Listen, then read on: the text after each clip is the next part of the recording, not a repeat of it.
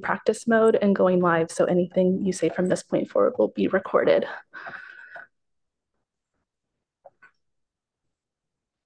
Recording in progress. Just give me a second to see it on here.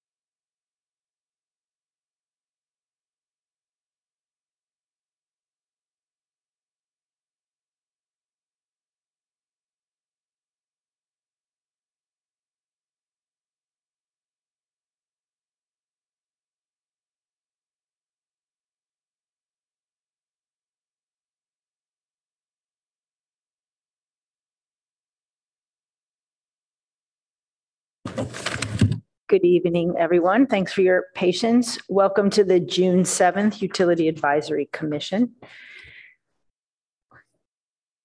We'll start with a roll call, starting to my very right. Commissioner Phillips, present. Commissioner Forcell, present. Commissioner Metz, present. Commissioner Croft, present. Commissioner Motter, present. And Chair Siegel is present and Vice Chair Scharf is not present today. There are no changes to the agenda, so we will move on to any public comment on a topic that is not on the agenda tonight.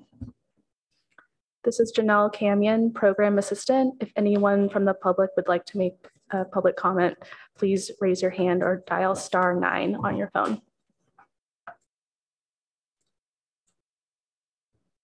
No hands raised. Thank you. So we'll move on to the approval of the minutes. Does anyone have any changes to the minutes from last meeting? Does anybody want to move to approve the minutes as submitted? Second. And I think we can do this by voice call. All in favor? Aye. Aye. Aye. Any opposed? Any abstentions? Okay, the minutes are approved. We'll turn to the Utilities Director for his report.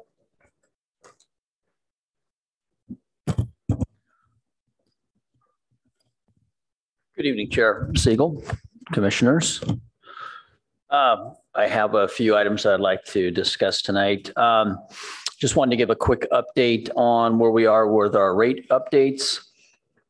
Our financial 2024 financial plans and proposed utility rate adjustments will be presented to the City Council on this coming Monday, June 19th. Approved rate changes will take effect on July the 1st. And then the city staff is sharing information about the utility rate changes with our customers through a variety of communication channels. Hopefully all of you received a postcard in the mail that talked a little bit about the SFPUC doing their pass-through, and the rate actually dropped from when we first came and talked to you about this. So that rate is actually going to be a 5% increase. We still have a negative 5% on our electric rates, and our gas rates are at 8%. Wastewater stayed at 9%. Refuge is at a 0 rate. And then also our storm drains went up by 4%, which totals out to be basically a 3% increase over the rates from last year altogether, which is about $11.70 on that. So also too, I believe it was in May, we went to the council to give in a study session to talk about all of our rates and our financial plans at that period of time. And they approved the gas rate and the electric rate that same night. So that won't be heard on this coming Monday, but all the other rates, including fiber, will be on that as well. As I talked a little bit about the SFPUC passing on those rates on May 9th, that's when the San Francisco Public Utilities Commission voted to increase the wholesale water rate. And then we're going to pass that through. So it will change the W1, 2, 4, and 7 rate proposals, and that'll come effective on July the 1 as well. Started coming to you and talking about it was around 7%. So it's dropped a couple percent because of those reasons. Also too, is that the final winter rebates have been distributed throughout the residents. There was a fixed rebate based on January's bills cost at $2.2 million. We added $99,000 into the rate assistance program. And then we had $62,000 set aside for customers in the rearage, which came out to be a total of about 25,500 customers. Remember, these were just for residential rates. And it came out to be basically at $2,379,000 was the rebate total. We have not received any applications for the one-time high bill financing assistance program, which closes at the end of October. We have been diligent about putting it up on the website. We've sent out email to those folks that are still in the rear, but we have had no takers from our residents at this period of time. There is also information about that on the city's Palo Alto's.org website under utility assistance. So low income or residents that are still having difficulties paying some of those bills can take advantage of those dollars that are still allocated for that process. Good news is that we continue to see natural gas prices and commodity prices in the market extraordinary high. As we talked about, they were about $5 per therm. We capped it off at our customer price at $4. And the gas prices have now stabilized by about 29%, which is down to 36 cents a therm.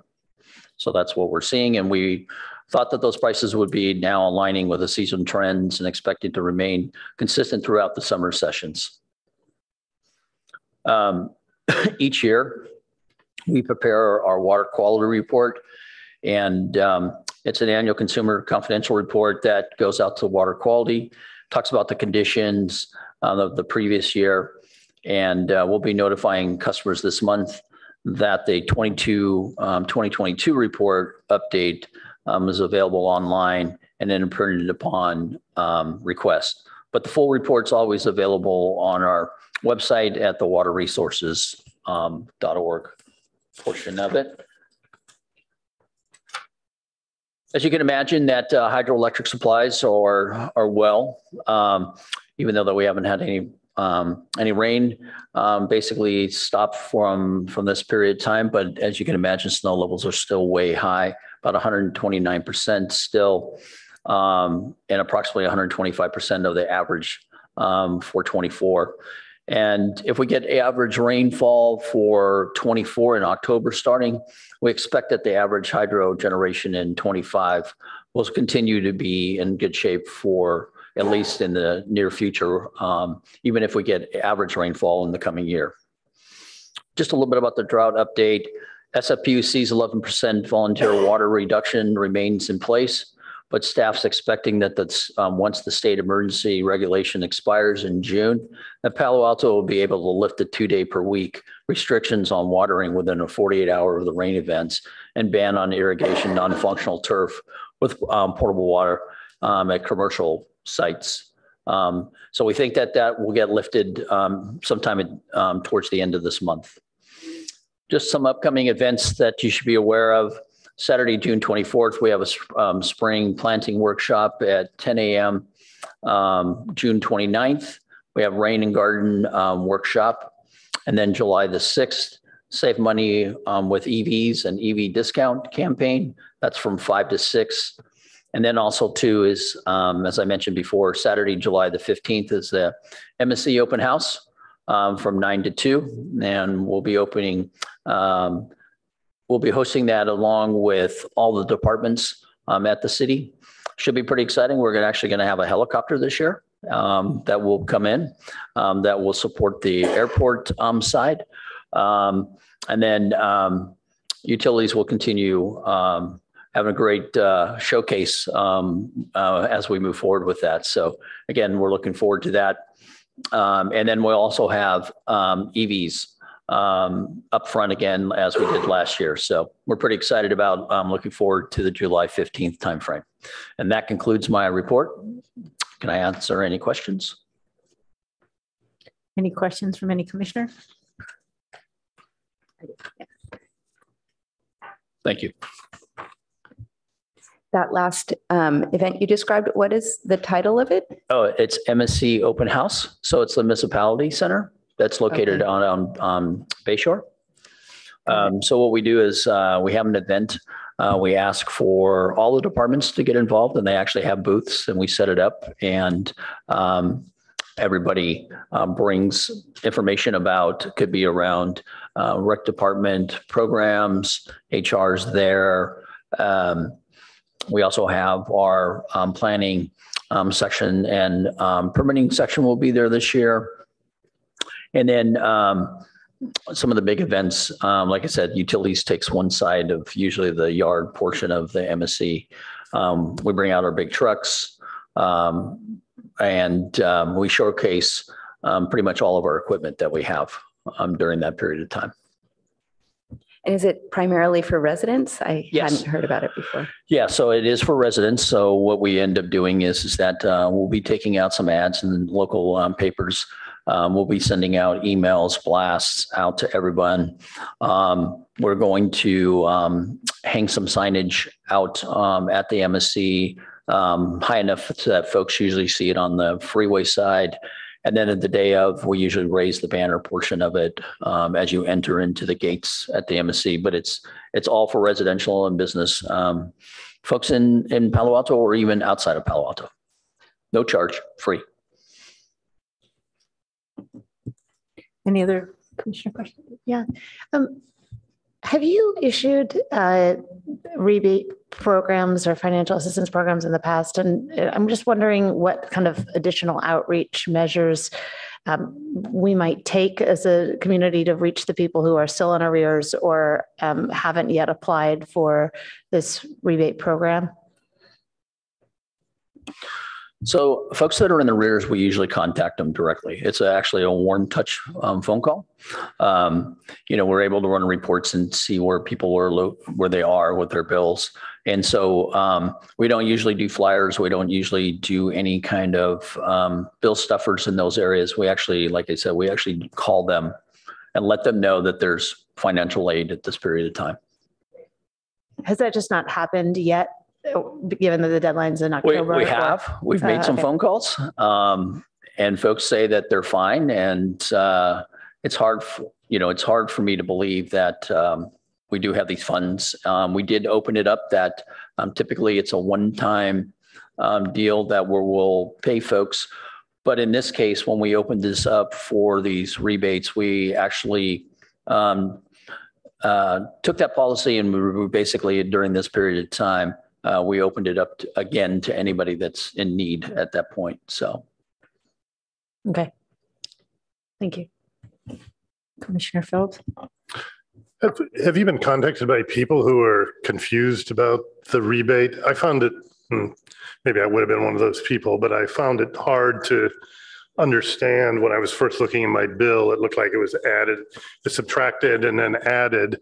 And then there was no message with the bill except in the small type section. The second paragraph of small type said that there was a rebate. So, I mean, it wouldn't surprise me if a number of people didn't realize that there was a rebate here or were just confused what was going on. Has that been any complaints or questions of that type?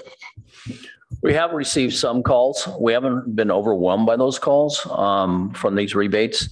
There are still some rebates that will take place here in the middle of June. So next week or the week after, I guess that's almost the end of the month, that will still be receiving because of how their billing was. And by the time that we went through council to get this all approved. So they haven't seen those rebates as of yet. But the majority of folks have seen that. And yes, there has been some inquiries about trying to explain the bill. So we took that upon ourselves that we probably could have done a much better job on informing of, we had thought at one time that we were actually going to put together, and we did put it together, but it was so complicated of how you should read your bill that we thought it would be more confusion. There was the insert portion of it. But yes, we probably need to look at that if we're going to do this again sometime about some major rebates. That should be a little bit more explanation to it. Thank you. I agree with your assessment that it would be good to look at how to communicate it more clearly in the future. Yes. Any other commissioner questions?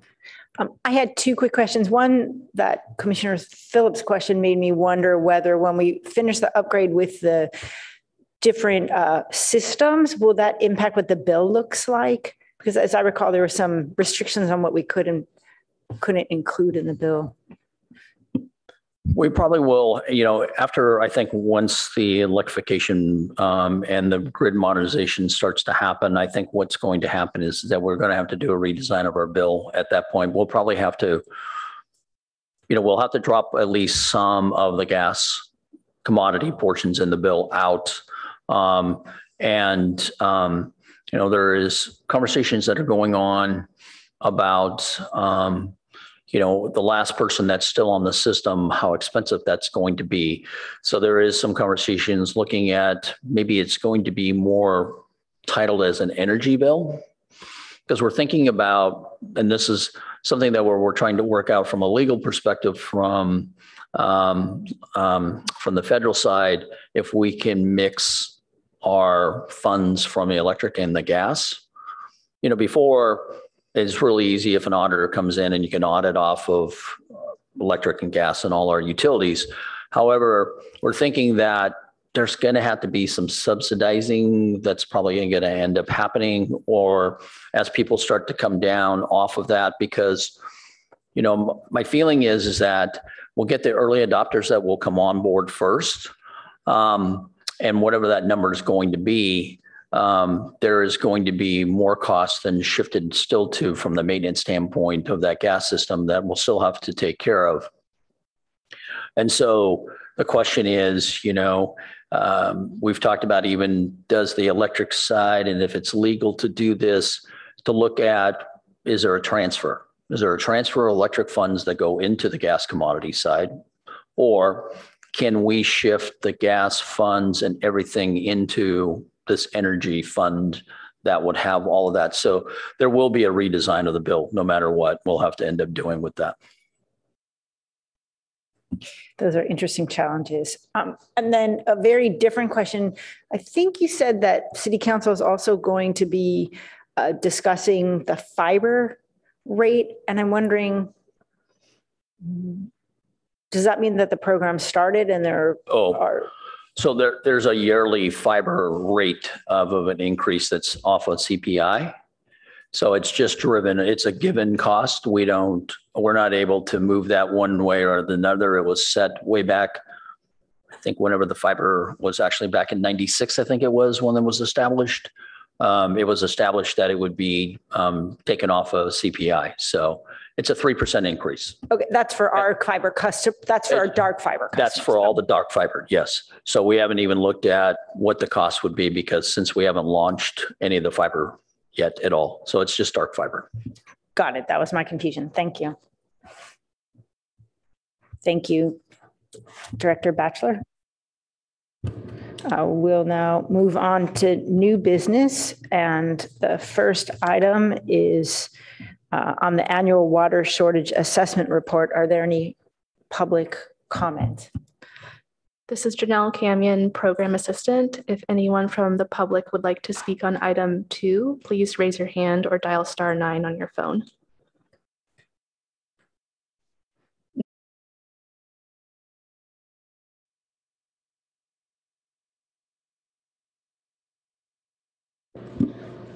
So we do have a presentation.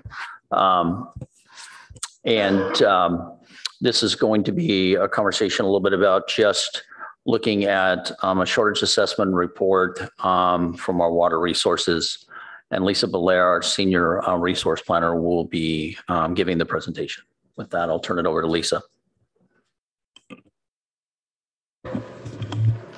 Thank you so much. This is Lisa Belair, Senior Resource Planner. Good evening, Commissioners, Council Member. I'm talking about the Annual Water Shortage Assessment Report. And I think on the screen I'm sharing, just want to make sure. So Palo Alto is not anticipating any water shortage this year, I'm happy to say. And conditions this past winter were very wet. That said, Palo Alto is required annually to submit an annual water shortage assessment report to the state. And this is a brief presentation to provide you with some context.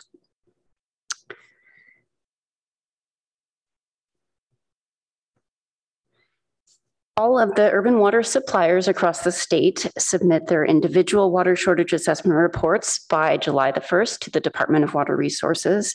And then the department prepares a summary report and submits it to the State Water Resources Control Board by September the 1st each year. And the slide here shows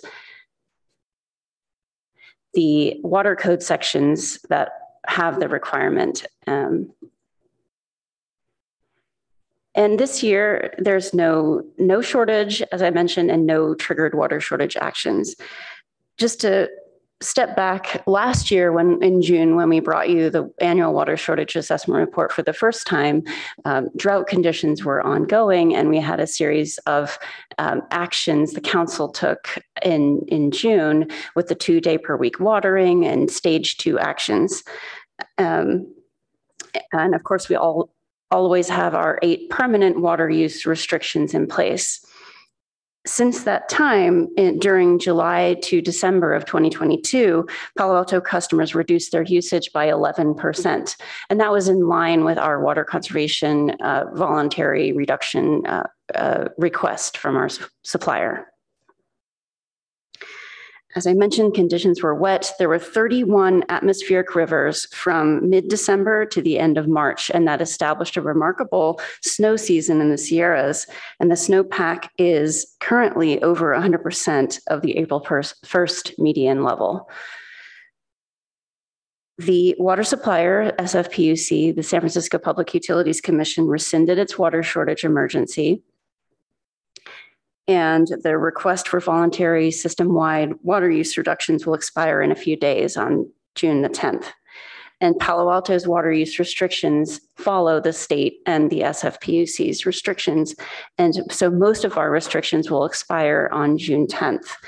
And this includes the 2-day per week watering and the stage 2 water use restrictions. However, water conservation is a way of life in California, and we're encouraging the wise use of water in Palo Alto. We have in place, as I mentioned, our permanent water waste restrictions and a suite of water conservation programs. You can find out more on our website, Ways to Save, City of Palo Alto /Ways to Save. And we have recently expanded our water conservation program offerings, including Water Smart, which provides data online for customers, and also Water Fluence that provides information on ways to reduce water consumption for large landscape customers. And we are evaluating additional conservation program offerings as part of our One Water plan. So for this item, the next step is for staff to take this to the council on June 19th and ask for council adoption of the report. And the recommendation for the UAC is for the UAC to recommend that the council adopt the 2023 annual water shortage assessment report. That concludes the presentation. Thank you. Are there any commissioner questions? Commissioner Motter? Thank you so much for the report. And yes, we are blessed with a wet year. Be blessed with similarly wet years. And I'm wondering if there's been any analysis on the accuracy of the voluntary water reduction that stemmed from council changes. So you said there was an 11% reduction. Did they expect to see a 10% reduction or a 15% reduction, just so that we have clarity in future drought years on the anticipated reductions that we will be able to achieve as a city? That's a great question. Yes, we had a group of staff from different departments monitoring every month how much customers were reducing and analyzing and looking for ways to get more water conservation from different customer classes where we were seeing the need. But yes, the net total for the period from July to December was 11%, and that is in line with what we were being asked to reduce. Okay. So if we had seen a difference, we would have recommended some different measures for the council to take. Great. But you have this pretty well dialed in of like the measures and the resulting decrease.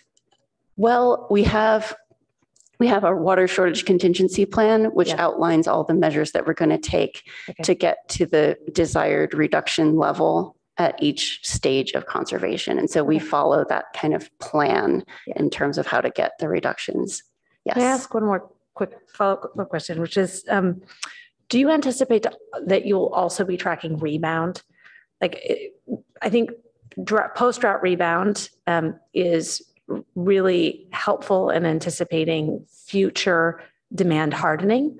And so I would just commend you for the analysis that you've done so far and encourage your department to continue it so that you have a stronger sense of how much additional what your rebound is like and what the dynamics of that are, but also how much hardening likely exists within the system. Yes, we will track that and be happy to provide you any information. Yeah. Wonderful. I totally trust you, but I'm really glad to hear that that's happening. Great. Nice. Commissioner Phillips. Again, it's very nice to read the report, and it's happy news. And my questions are not about the content of the report, but who is this report for? And I know who it's for, but what happens? What impact does this report have? Is there the potential you would send something and the state would come back and say, oh my God, no, you've got to cut back more? Or is it just informational and gets filed with 150 other municipalities? Or what does this report actually impact? It's informational, and you have to follow the requirements of the state in order to qualify for state loans and grants. So the state it's paperwork. So it's a requirement that we have to do, and we would only get a response probably if we didn't file it. Got it. Thank you. And I would just add that it's, the legislature set in place this requirement in order to try to statewide compile information and do a better job about communicating out drought planning and actions. But I just wanted to clarify, there's nothing where this is used to allocate resources to cities or judge individual programs. Great question. No. Thank you. Did you have any questions? Okay. I'm just curious about the, if you've heard any reaction about customers with the water usage report, which I may be calling the wrong thing, but the information that appears on the bill and tells customers how they're doing with their water usage relative to the community. If that's been received well or not, and if you think that's going to, if it has had or will have any impact on conservation.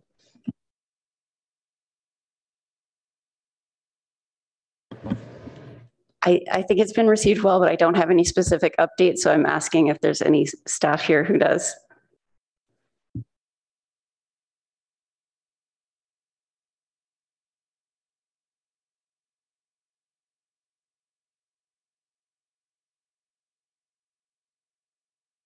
Carla Daly, Acting Assistant Director.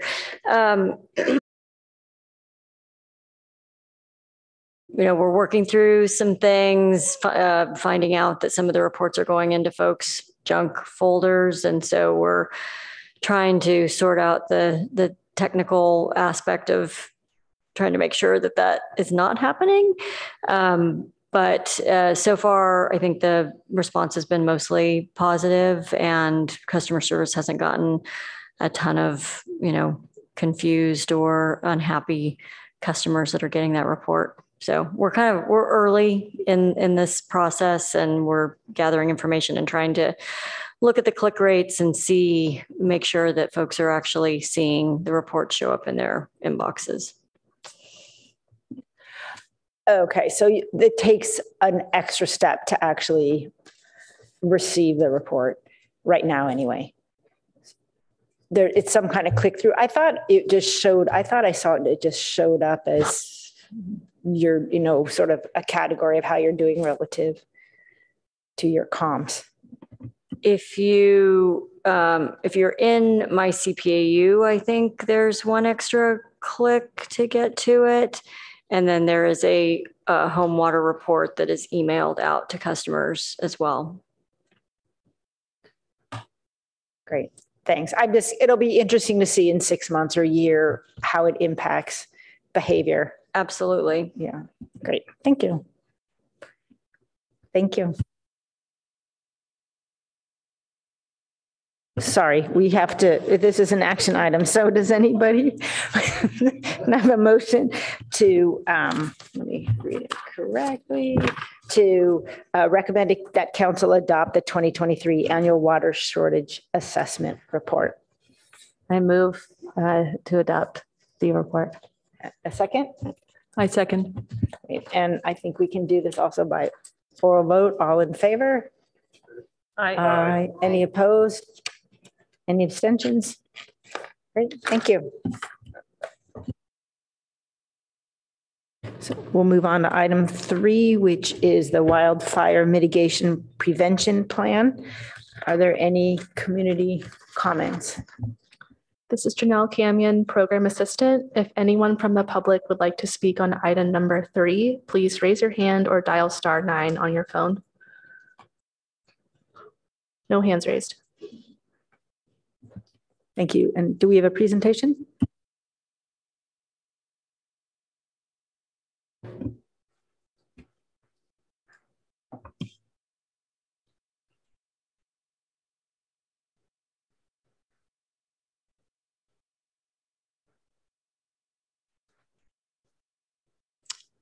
All right. Good evening, commissioners. My name is Jimmy Pachikara. I'm a senior electrical engineer and acting engineering manager. Today, I'll share a brief update on the utilities wildfire mitigation plan. Next slide. Some background information to start.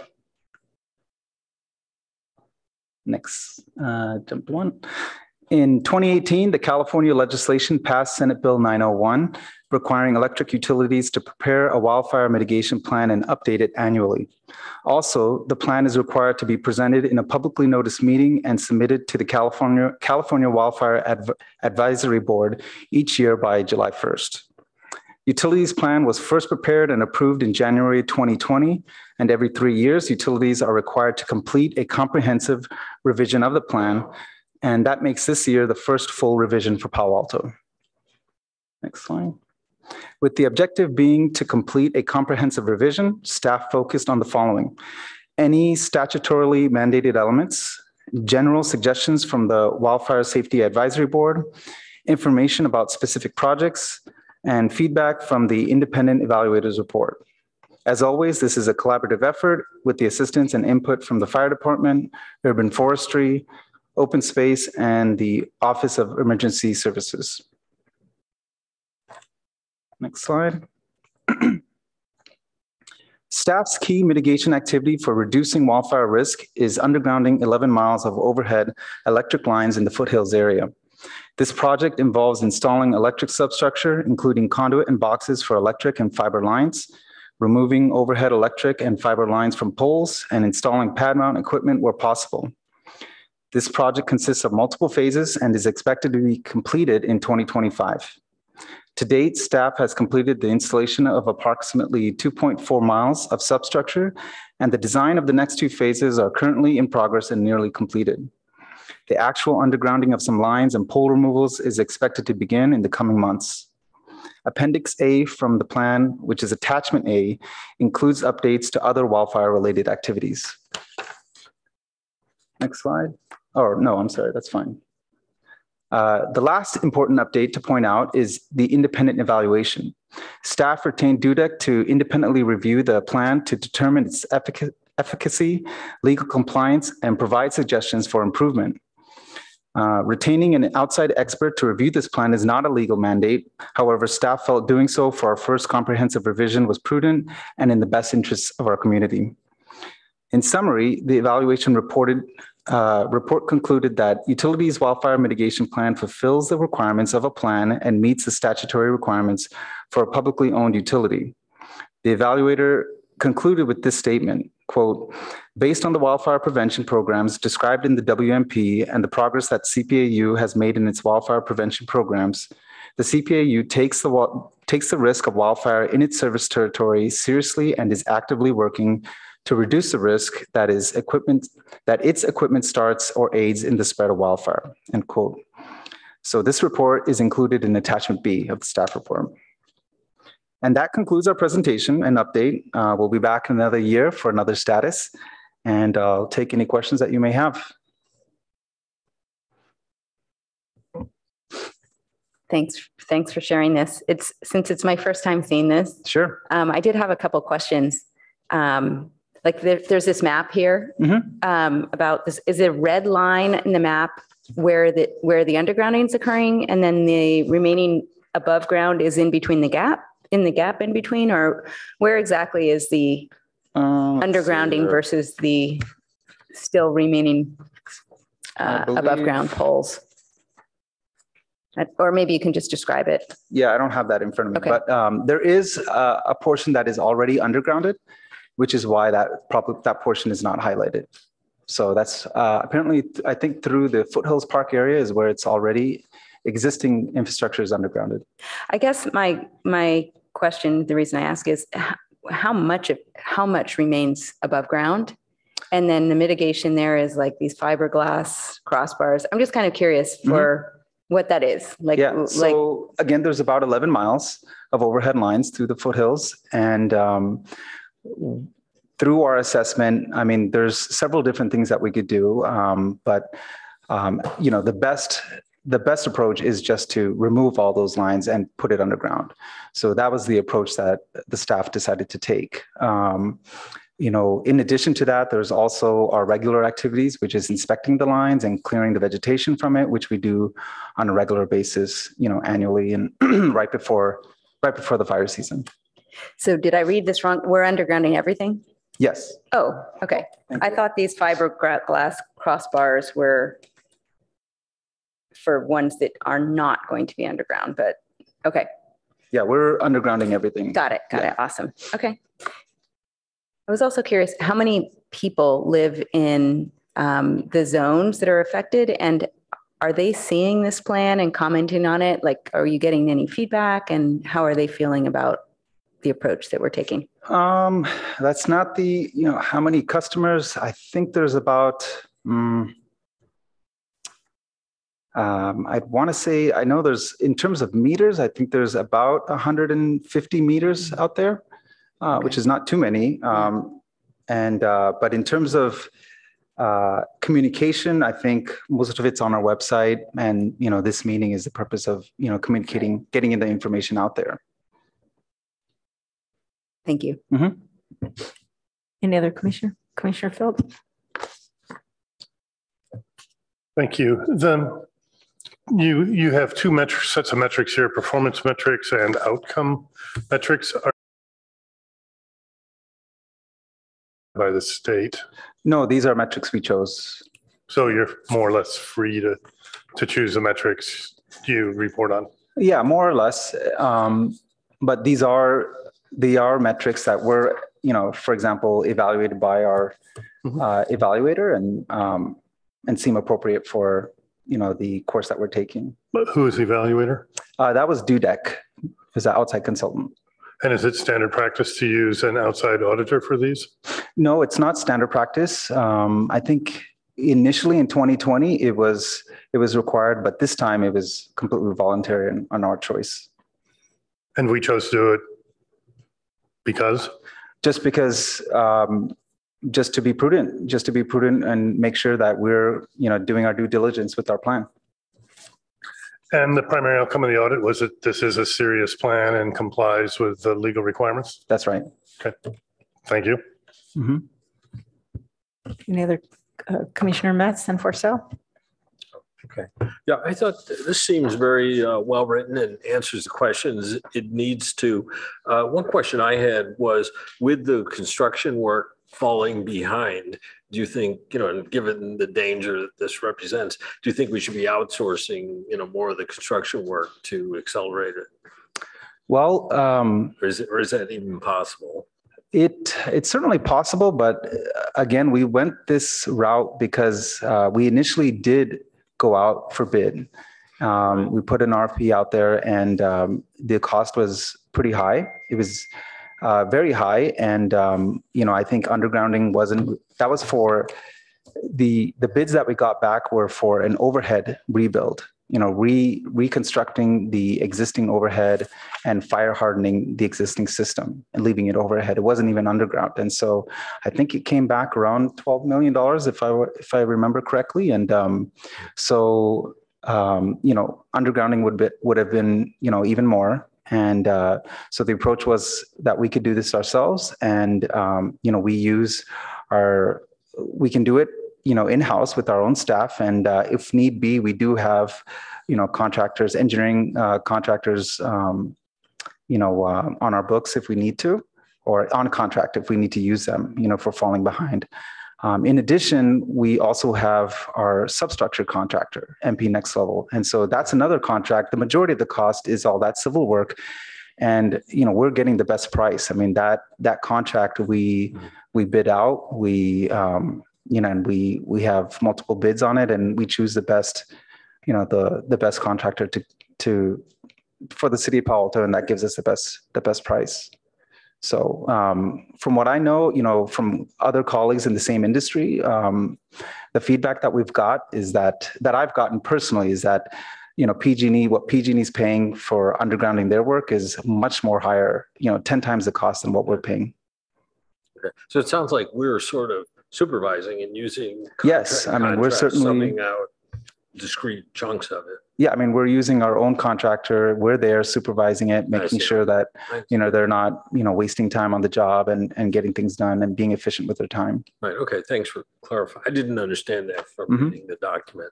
So thanks for clarifying. Sure.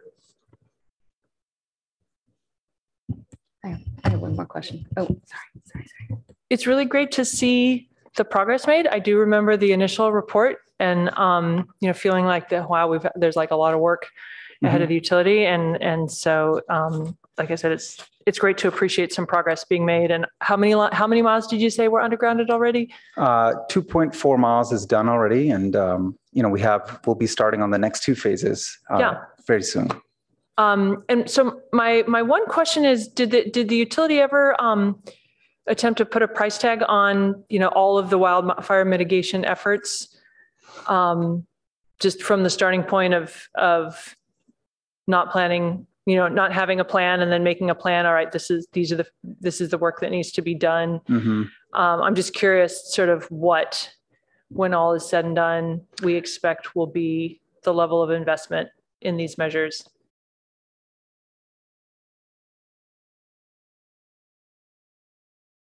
Dollars, is what we originally estimated. Again, that was because we were going with an outside contract with our RFP, but the other activities is really like maintenance activities. And so we haven't really put a maintenance, a cost to that. Were the maintenance activities happening anyway? The inspections? Yes, exactly. Right. So it's just the $12 million is what sort of utility in the city is investing in. That's right. Trying to come up with a permanent solution. And there will be some savings once the undergrounding is completed, I assume, because we don't need to maintain the vegetation and inspect the lines. Yeah, could be savings there. Maybe not substantial, but. All right. The line is still there and it does have a useful life to it. And so we still regularly inspect our underground equipment as well. So those items are visited every 3 years. And so doesn't completely go away, but some major activities like tree clearing and things like that, vegetation clearing, there'll definitely be some cost savings there. If I could add also too, is that I think it's also the convenience portion of it that not just during the wildfire period of time, but if there's PSP, so high winds, and if it happens at nighttime, those customers are out until the next day. Because what we do is that we have to actually walk that line, and it's in the middle of Foothills Park going all the way up to Skyline. And so we are not going to send the safety of our employees to actually walk that line during the middle of the night. So unfortunately, those customers would be shut off at that period of time. We've had one incident for a PSP where we had to do a power shutoff. And those customers, we were letting them know ahead of time that if these winds can continue, that we were going to have to shut them off. And they were very good about that, but we got up there the next morning, but they were out basically all night long. And so, as Jimmy mentioned, we looked at this when we first put this out. We were thinking maybe it might be a design build. So we would find a contractor that could do the build and also the design. And it was in the tune of around $26 million. And the other thing is that, we're not obligated by the CPUC or even the fire folks that we need to underground this line, as long as we keep the trimming back, as you saw in these diagrams. But we made a conscious effort from a utilities perspective that we think that the long term is much better if it's undergrounded, and the inconvenience of shutting those customers down, as well as Jimmy says, we still do have to our orders, our general orders, that we have to still inspect every 3 years. So we would still continue to inspect that underground section through there.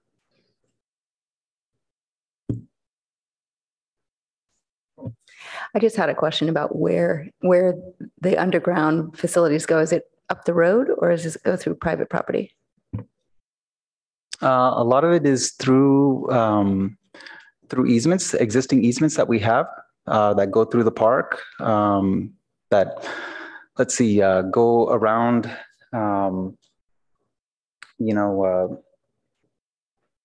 It's, I'm trying to explain it. It basically goes through the park, some of that open space area, but not exactly through, it's not exactly following the road, no. Maybe parts of it does. Does it just follow the existing lines? Yes. That's where we have our existing easement, and that's where it was the easiest to. Thanks. I hope the running trail is not impacted when it's underground. No, some of it is near there, and we are, restoring the trail if we're disturbing it and restoring it back to the way it was. Great. I had two other questions. Did you have any questions? One is, when you have the public safety, if there's an event that requires the public safety power shut off and an evacuation, do the customers who live up in the hills, do they have an evacuation plan? Has it ever been practiced? Do we do any, drills for them?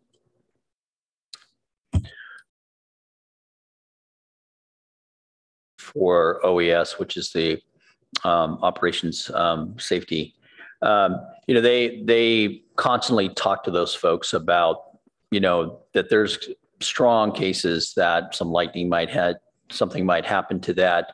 And they actually have made full contact with all of those residents up on that hill. They've also talked about that they need to put plans together on how they're going to get down off of that hill or go up to the skyline side wherever they're located at. So yes, there are plans and suggestions to all those homeowners up there. And they've actually met with them, and they usually meet with them usually on a yearly basis to talk about that. Okay, thanks. And then on the visual inspection, you said it was once a year around fire season, that there was an inspection of the growth around the poles. I take it. When what are we considering the beginning of fire season, or when are those inspections taking place right now? Typically, they need to be completed by May every year. And then again in like November, right before like the windy season and that dry windy season that we get towards the end of the year sometimes. Okay, so it's actually twice a year. Oh, great. Okay. Those are my questions. Thank you so much.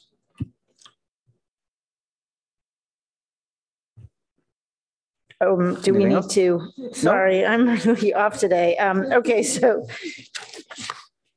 we need to have a motion to accept and approve the wildfire mitigation plan as presented. Anybody move? In a second. Second. All in favor, say aye. Aye. Aye. Any opposed? Any abstentions? Great, thank you. All right, thank you. Thank you. I think because we're required to take one and we're a little ahead of schedule, we'll take a 10-minute break here and let any public who's trying to participate in the next one, give them a little chance to join. So why don't we come back, make it 15 minutes and be back at 7:10.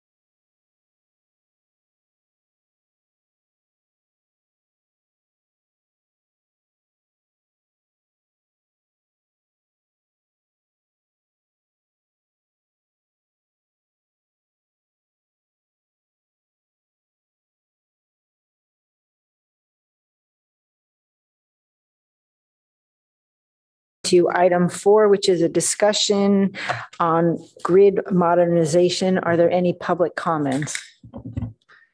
This is Janelle Camion, Program Assistant. If anyone from the public would like to speak on item number 4, please raise your hand or dial *9 on your phone. Just refresh this really quick. No hands raised. No. Thank you. Do we have a presentation? Yeah, we do. Tom Marshall, Assistant Director, Utilities, Electric Engineering and Operations. And we're going to do a quick presentation and open up to your questions. We have been working on a plan for the modernization. And can you go ahead and go to the first slide, please? Thank you. So we've done an analysis report we did through a consulting firm, and we came up, we've moved from a number of about 3 kVA per home to 6 kVA per home with electrification in the homes. And this is assuming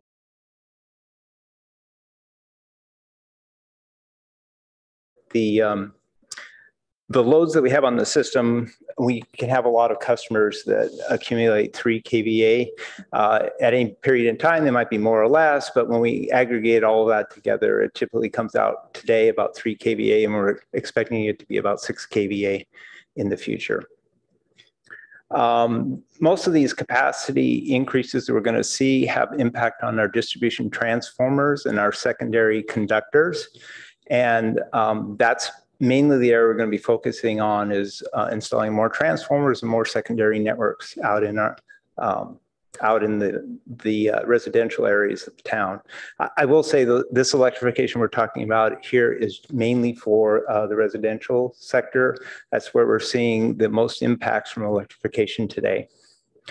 One of the other things just a quick clarification question. The 6 kVA is expected to be a steady state peak, or is that is there a time frame over which this would hit? So this is a demand. It's not as demand is varies over the day. Yeah, of course. Right. So when we're looking at it, we're expecting sort of the peak demand to be the sum of 6 kVA per home. Yep. But in reality, people have electric chargers. They have multiple electric chargers. It could be 16 kVA. It's at one period of time, or something else. Yeah. Okay. So understand that. My question is, what is the time of transition from 3 kVA to 6 kVA that you're assuming in here? And do you ever expect the long-term average to go above 6 kVA? So at this point, we're thinking this is about where it's going to end up, sort of based on the climate zone we're in here and the diversification that we see today. I mean, there are some new factors in that with electric vehicle charging, but the other kind of loading is more, I mean, it's similar to what we see today, where it is really based on this mild climate we're in, and it gives us lower peaks than you might see in other parts of the country. And one quick clarification, what do you assume about the growth in the number of households, given that we're supposed to add 6,000 households according to our housing element? So I think a lot of well, it depends on where the housing comes. So we are looking at, there will be these ADUs coming, but there could be a lot of tenant buildings. Those will require a new service, and will be part of the development project to install a new service, a new transformer for those. So I was just moving on. We were talking about the 12 kV circuit ties. So in our system, we have a 12 kV backbone. As we do electrification, there's going to be need to improve on reliability and resiliency of the network. And part of that's going to be building additional ties within the network so that we can maintain customers when outages occur or we have a failure of a piece of equipment. And then we're going to have some substation transformer upgrades. We are expecting loads to increase, and there's a couple locations in the city that we're going to have to add transformer capability in the substation. That's going to be later it's going to be later in our upgrade. That's going to happen. It's not really necessary at the beginning. So we'll talk a little bit about that later. Right now, the estimated cost is somewhere between 220 and $306 million. The high number is probably not going to happen. That's just sort of an outlier depending on the choices we make in terms of the upgrades that are made.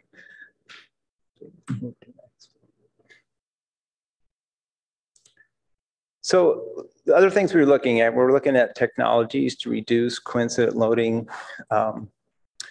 There are in development today. A lot of it is getting ready to come to market. So we are going to be looking at as we move into the upgrade. We'll be looking at this technology that comes in and make determinations in places where we may be able to reduce the upgrades based on some of this technology that may come into the market. One of the things we need to do on this peak load mitigation technologies, we need to take a look at it and see if it may be cheaper in the long run for us just to upgrade the network itself and not implement the mitigation technology. So we have to look at that and say, we have to put it in, but it may be a very complicated computer control system we have to put in place, and we'll have to weigh that against just upgrading the network. So that will be something we will look at. And as I mentioned before, as the technologies develop, we'll be looking at them to see if we can implement them into the network as we go. So I've sort of laid out, this is sort of our thinking on how the pieces of modernization. So today we have some 4 kV still in our network. And first thing we're going to do is try to get most of that converted to 12 kV. The reason we're converting it is the primary network is going to be overloaded if we keep it at 4 kV. So we're going to go ahead and make that change to move it to a 12 kV network. Where we need to, we're going to increase overhead and system capacity. They'll mainly be in ties between circuits. And then we're going to convert the underground systems to 4 to 12 kV. That's going to be later in the process. Just going back to the overhead piece, the reason we're attacking that first is probably about, 60 to 70% of all customers are connected to the overhead system. So we're looking at getting that done as soon as possible so that customers won't be restricted by the capacity of the existing network. Back to the underground. So I talked about 4 to 12 kV, and then we would then upgrade the underground system capacity where we need it. I'll just say that's much bigger problem than the overhead. It's much more complex, and it takes a lot more interaction with neighborhoods to get that completed because we have to install new equipment, pad mounted equipment and things in neighborhoods, and it's more difficult to do. And then, as I mentioned before, we're going to increase the substation capacity, and I mentioned before the technologies to reduce the peak load and improve reliability. Can I ask one question? Are there any systems right now that are 12 kV? Yes. So majority of our system is 12 kV. We have really the area around off of Embarcadero between University up in there, and down to Rinconada Park, that's all 4 kV, that whole section in there. So that's probably the main 4 kV we have. We have a little bit of 4 kV over by East Meadow in there. That's a small patch. We've almost completed that conversion. It's in the area with the circles. Yeah, that's 4 kV right now. And that we're in the process of converting it right today. So the 60 to 70% of customers that are overhead, is that 60 to 70% of the 4 kV customers or all customers? All customers. Yeah. So I'll go through sort of the tasks that we're looking at right now. So today we're working on a trial upgrade project. It's in the Leland Manor area, and that's one of those 4 kV sections. And we're doing a project. We've already done some work in that area to make the conversion from 4 to 12 kV. As we mentioned before, we're designing for the 6 kV per home right now. We've already started. One of the things that's limiting us on what we can do right now is availability of some materials, one of them being transformers. We have made progress in figuring out how to get those to us probably later this year. A lot of it's coming from foreign suppliers now for transformers. So we talked about upgrading the overhead system. So we're going to be, again, as we mentioned before, we're replacing the transformers and upgrading the secondary systems. And it's an upgrade to the residential circuits. We're going to reduce, the purpose of this, again, is to reduce the barriers limiting people on electrification projects. We do run into this today. We have people coming in asking for certain multiple batteries or large solar panels coming on their homes. And today we have to limit the size of them just because of the networks out there, because we can't go out and rebuild it all today. So this is going to reduce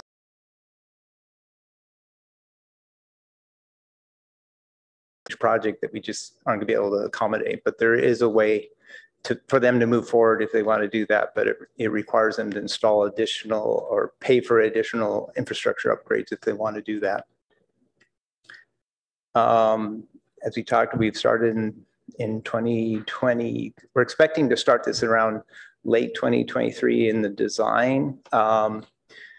And we expected to go through a design and construction project that runs from 2023 to about 2027 to be done.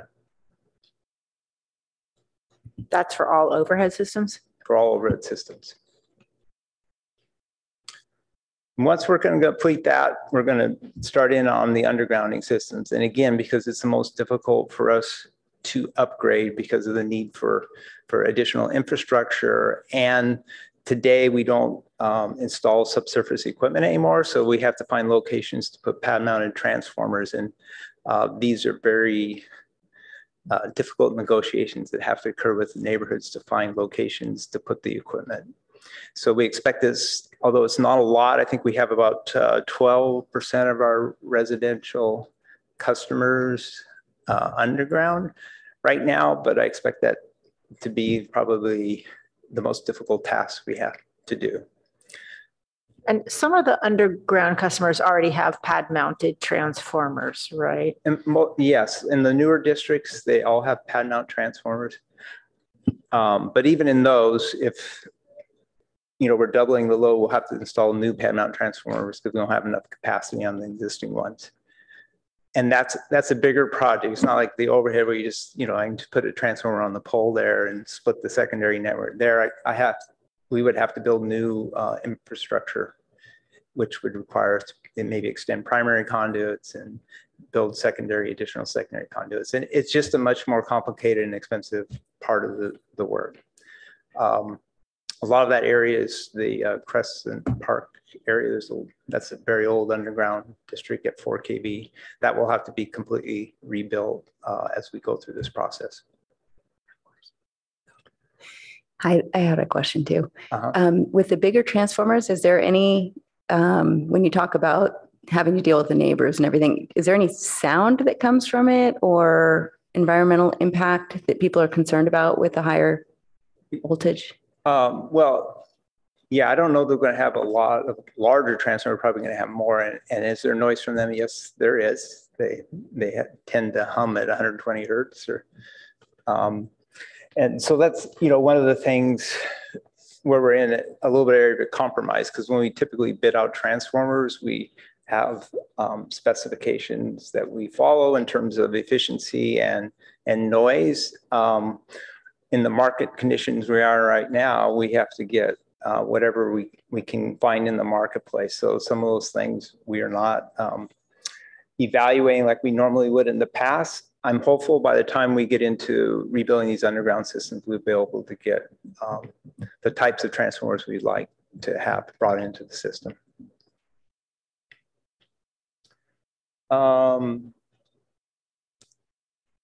Okay, this we expect to start some of the underground in around 2026 with the design, and we're looking to be done around 2030 with that.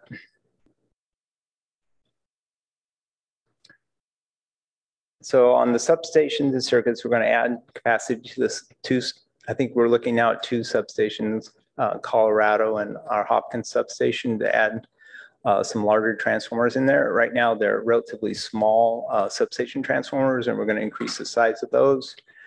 We may be able to relocate some transformers from the business park that may be coming out as part of our Tesla project that we're working on. For that, design and construction in late 2027, and we want to be done with the substations and the circuits in 2030. Just a quick question. Why are we postponing the upgrading the underground systems until starting in 2026? Why not start sooner? Because they're going to be focusing on the overhead systems at that time. Oh, it's a manpower. Well, it's a manpower, but I think it's also just, how much we can manage in terms of construction management. I mean, these are huge construction projects. So it's a managerial limitation. Yeah. Okay. I mean, although, we're going to hire people to help manage too, but we still have to have staff looking at some staff somewhere looking over their shoulder. So that's where some of the limitations. But technically it would be feasible to do if you had the management / staff resources. I think it would be a lot. And I would just say just the disruption in the community too. I think we have to think about that as well, of how many areas are we really disrupting in the community all at the same time. So I think it would be difficult to do it all at the same time, even with additional staff. It's just a lot that has to be managed. I have one more question. So if we do the overhead first, and then we do the underground, and then our intention is eventually to have everything underground, can you use those? No. And I guess we'll be back probably on the subject of undergrounding at some point. So our SCAP goal is to be pretty much in place by 2030 with these upgrades for electrification. The undergrounding is really a little bit different subject. That is a very large, excuse me, a very large project that council's looked at many times. Since I've been here, probably 3 times they've looked at the issue of undergrounding.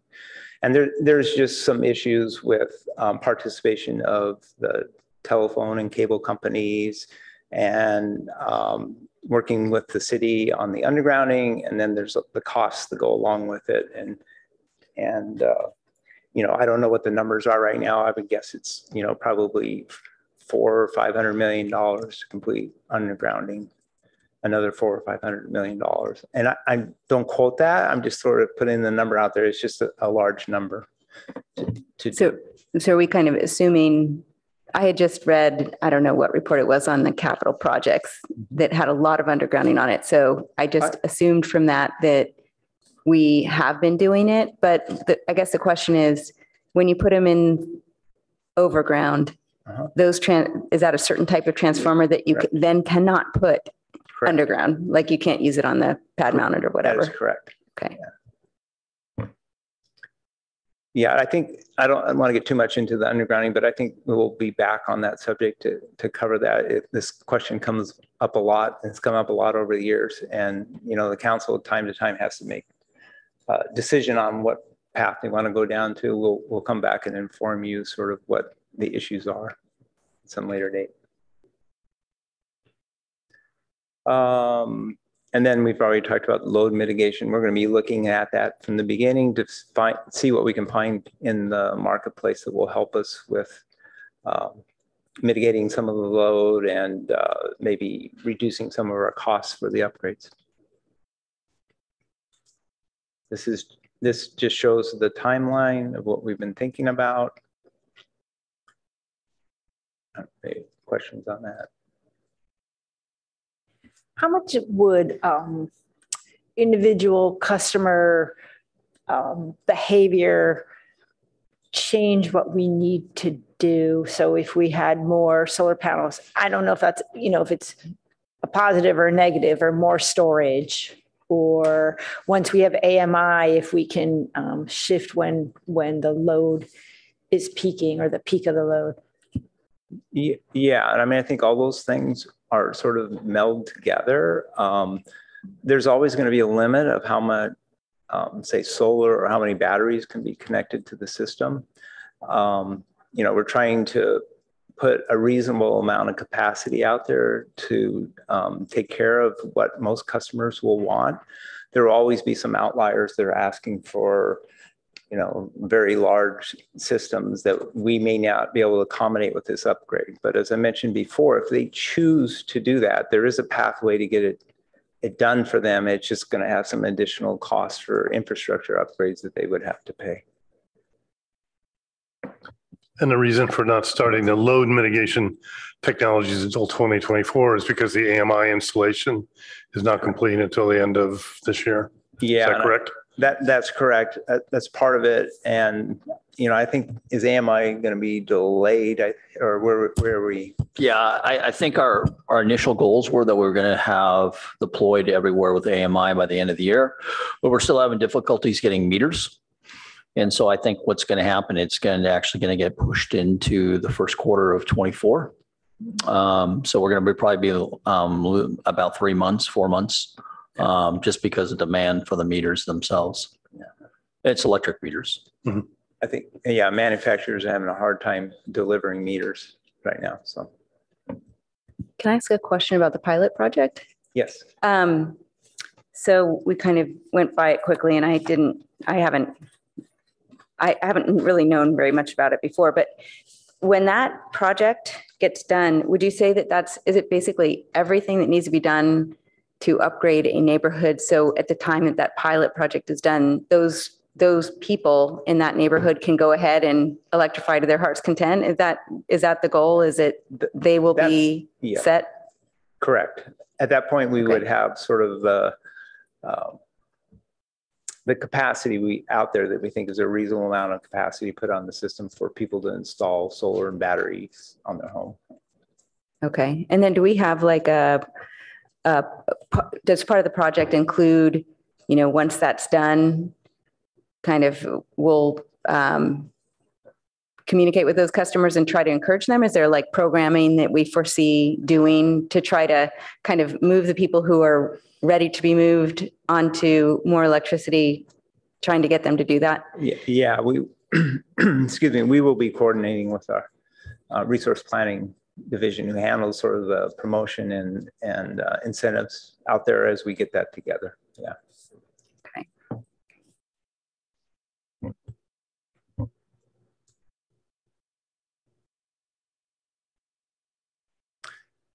Okay, so we talked about the funding. So we do have the money in the budget at this today. I don't know how much of the actual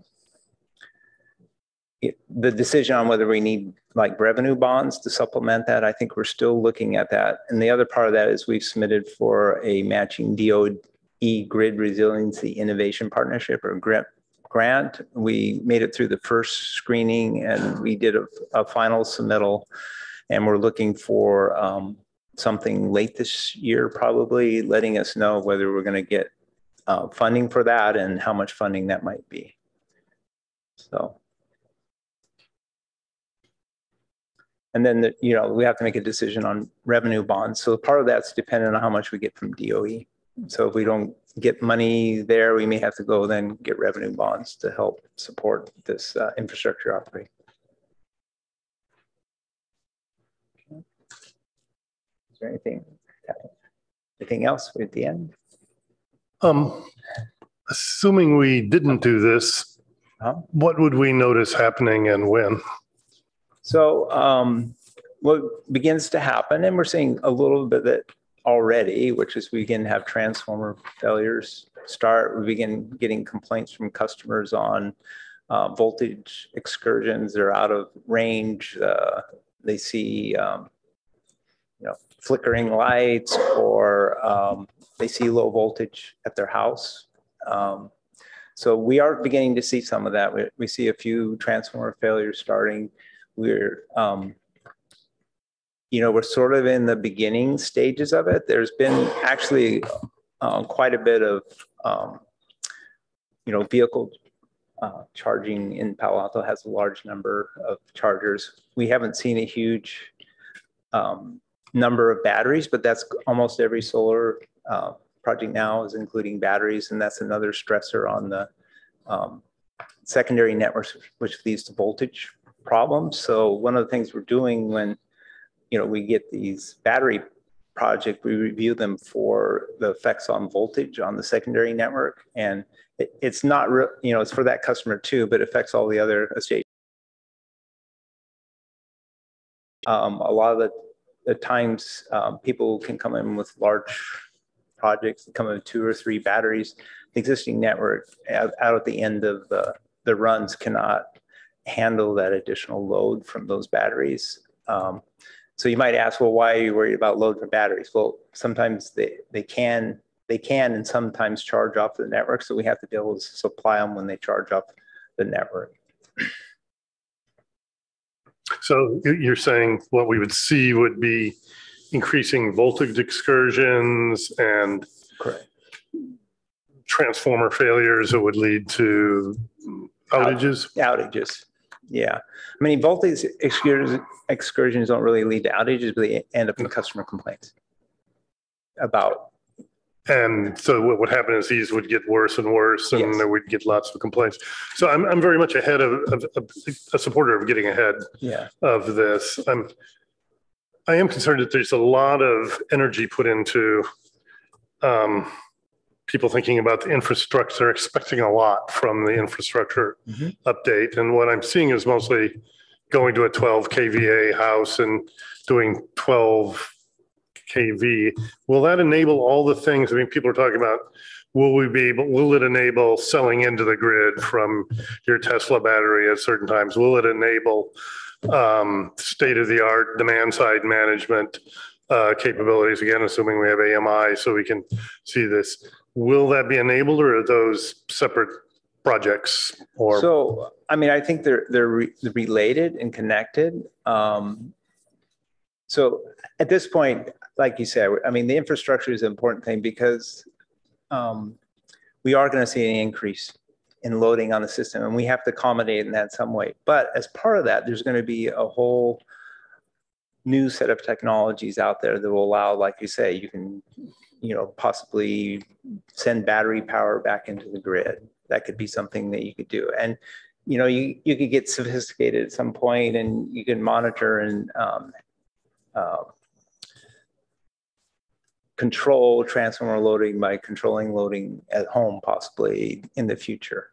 And I think all these things are coming. I think a lot of this is not quite ready for prime time today. I mean, I've seen the CEC, they talked about vehicle to the grid, that even they said it's not quite ready. But so the issue we're kind of dealing with is we're on a timeline.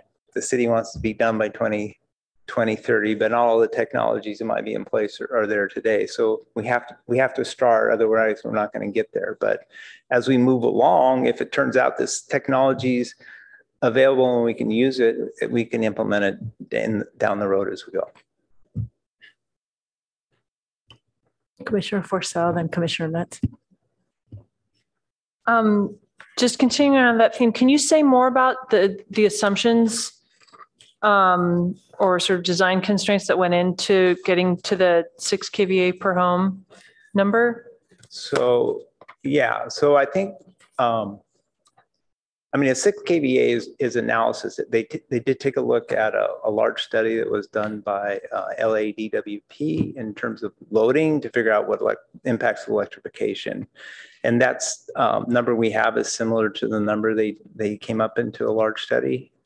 So we relied heavily on their data because they have a lot of data. The city of Pauac has very little data because we don't have any recording meters. But what we did look at is we looked at where our loads were today, looked at what's going to be installed in the homes, and then calculated what we thought would be a reasonable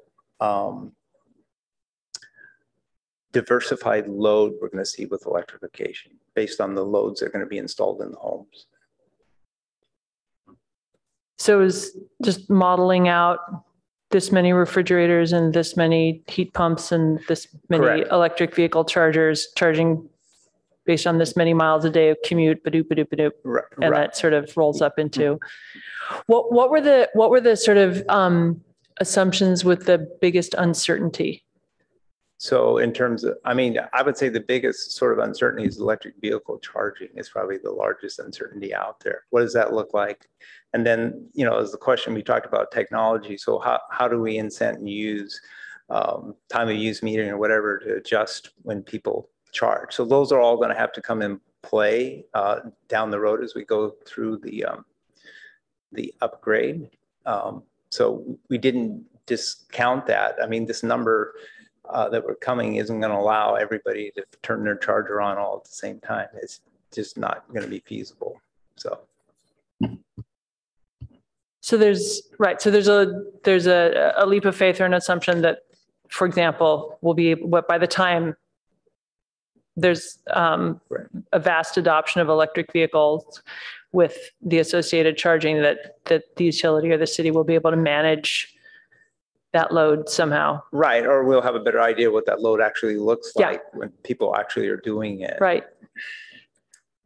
And so let's see, I have a question about, there was a member of the community that emailed, I think, a few staff people as well as the UAC about a 20 kVA limit on something. Can you talk a little bit about that? I wasn't familiar with it. Sure, I can talk on that. So that is our, it's been our limit for 20 years for generation on the system is 20 kVA or kW. That's the maximum we allow on a shared distribution network, which means one transformer with a secondary network with multiple, maybe 10, 15 homes on it. Maximum we'll allow is 20 kVA. But if they choose, they want to do it more than 20 kVA, that's where it gets into what I talked about before. Then you can do it, you can continue to do it, but you have to pay the system upgrades to allow you to get your own transformer serving your house if you go beyond that limit. And is that one of those things? It's 20 kVA for the 10 or 15 homes served by that? No, it just depends. I'm just mentioning, it's if one customer comes in and asks for 20 kVA. I mean, most transformers we have out there are like 25, 37 and a half. Maybe we have a I was just getting at, is it in the aggregate? So if there were like a customer that already had a 5 kilowatt system and another one had a 5 kilowatt system? No, that's not how it works. Aggregate. It's one customer coming in and asking for 20. Got it. Okay. And can we use kVA and kilowatt interchangeably for the purposes of this conversation? Okay. Works for me. And is that the nameplate rating of the system or the sort of expected power output? The KVA or? Well, just the 20 kilo kVA limit. So the 20 limit is to, so there's a bunch of other issues when a large generator goes on the system if it's more than 20 kVA. So we have the issue of the transformer and there's voltage, again, voltage issues. We keep talking about that, but it causes voltage issues when I have a large generator on the system, maybe coming on and off, and then we're seeing voltage deviations all over the place. So that's why that limit sort of exists out there. If it's distributed, they're coming off at different times, so we don't end up with the same kind of issues. Got it. Switching gears a little bit, you alluded to, when talking about underground systems, I'm trying to, the language you used was difficult negotiations with neighborhoods. Yes. And I guess Chair Siegel and I might be the only commissioners who were around for a set of difficult negotiations with a neighborhood that was supposed to be upgraded with pad-mounted transformers. Correct. And the last time I chatted with Director Batchelor, this is unresolved many years later. So I guess my question is staff looking at, like, does it have to be a negotiation? Are there, are there policies that council could adopt that would make it be less complex? Well, and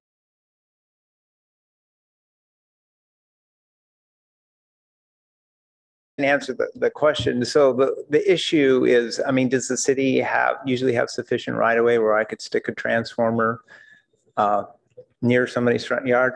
We do.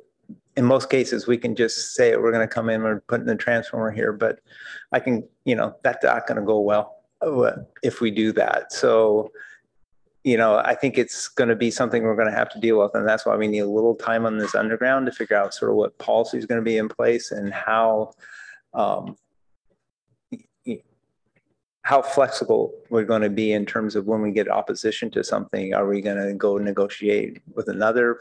Are we going to try to negotiate, or are we just going to say, yeah, it's got to go here? And so that's, we got to think about that when we get to it. We don't want to be in a public relations nightmare with our customers out there either. So there's a balance that we have to do on that. I will say my memory from the last go around that the UAC was involved in, I don't think we did a very good job giving policy advice at the time, but maybe we can be more helpful this time if that's something that staff wants to bring to the commission. Yeah. Well, I think it's like Tom said. I think the thing is that we actually have to take a step further than what the policy is that council has adopted. The policy, as we've mentioned with this, was, everything was going to be pad mounted transformers. There was no ands, ifs, and we were not going to put any more underground. And if you remember, those transformers are in the underground section, and we needed to move them up. And as you well know, we got a lot of pushback from the community in that area about now they have to see this green box that's going to be in their front yards. And as Tom mentioned, is that, yes, we could force our hands, but I'm not sure if that's really the best thing we want to do. And I think we'll have to bring that back to you to look at from a policy standpoint, and then also then go to council to get approval portions of it and see what their feelings would be about how we move forward with this. And I think that, as Tom mentioned, that's one of the issues that we're going to have to deal with when we start looking at the undergrounding. And it makes more sense because the majority of our customers are in the overhead sections right now. And it'll give us a little bit of time to figure out a situation or a solution for this pad mounted situation that we'll have to do. Because as Tom mentioned is, we're almost going to have to double the amount of transformers that we have. So what you see now in someone's backyard, or even a pad mounted transformer, there may be 3 more transformers that'll have to be put into that community. And who's going to be the lucky one that's going to have to see the box now all of a sudden? So I think it's going to be some long conversations, and we're going to have to work through that with all of you as well as then with the council.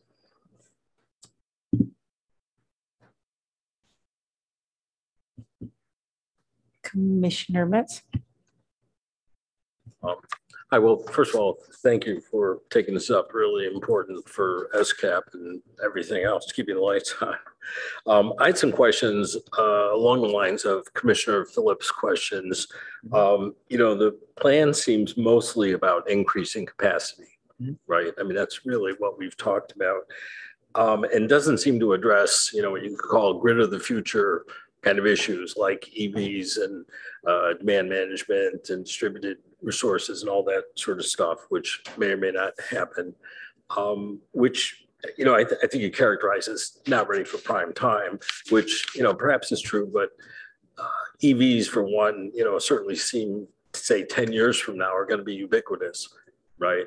And the two-way charging of EVs, which have large batteries, 70, kilowatt hour batteries or such, seem like are going to have an impact. And it seems that, most of the discussion that we have here in the electricity sector is about decisions that were made decades ago, which when they were made were, good decisions, but the world has changed. And here we are trying to deal with those decisions. And it seems like that's going to happen here too. And I sort of feel like there just isn't enough information here, at least for me personally, to fulfill an advisory role in regards to those kinds of issues. And, so I wonder, will there be a plan? Like you referenced a electric utility analysis report. Could we see that? Would that help us to understand what the plan is? Will there be a plan which has, it's a lot of money. It's we're talking about $200 or $300 million. Will there be a plan with enough detail for us to understand, what's planned in these areas? So I think that's my main question. Will there be is there a plan, or will there be a plan as we begin spending this money? And so how's that all planned? So, I mean, there is, and I didn't mention in the president, we are doing a study on technology too. That's in progress right now with a consultant. We will be getting that. I hope, later this year, we'll get that back. So in terms of, concerns about whether we'll be able to accept, delivery from customers back into the system, those are all part of what we're planning to do. And they're coming along with the infrastructure upgrades. So things like looking at our substation controls and making sure that we can take reverse power flow through our substations, or identifying areas where we might see reverse power flow. We are looking at that. That's going to be part of the upgrade plan, is to be ready to take that. In terms of solar panels, I mean, all the new solar inverters have communications. When the capabilities out there that we can communicate and control those inverters, that will be another topic that we will be looking at. So all those things are going to be part of the grid modernization. On top of that, when we've talked about, and I didn't get in detail here either, on terms of circuit ties, we are looking at putting additional controls, remote control systems out there that allow us to switch remotely. We're looking at putting a fiber network in. It's part of the fiber rollout for fiber to the home. There's a section of that that's set aside for utility fiber for automation purposes. So we're looking at that as well. The intent of all that obviously is to increase reliability and resiliency. We're trying to get better sectionalizing and smaller outages. So, I mean, that's all sort of part of it, but that's coming sort of in the next study part, but it's not being ignored in terms of the dollar values. But in general, the major dollars that we're looking at right now are these infrastructure upgrades. And I do believe, irrespective of the technologies come out, we're going to see increases in load on the system that we're going to have to cope with. And I think that's what we're trying to get ahead of right now. Okay. Well, when will this commission see, because what you just described sounds important, but I didn't see any of that in the report or the last report on this topic. And so it's, for us to fulfill our advisory role, we need to have some of the details of what's planned in front of us. Yeah, so I'll just say that that's something that's going to be coming. Laying out here is what we're applying for in our federal grant application. So we're sharing that with you today, what we've applied for. Right. But there will be additional details as those get worked out, as we get the additional study work coming back. So that's what I will tell you at this point. I can also add that too, is that, Commissioner, that through the SCAP efforts that are going on, as you well know, that this past Monday, the SCAP plan and was approved by the council. And part of that is that to look at the reliability and resiliency through a strategic plan that they are working on now with the SCAP group. And Jonathan Abendschein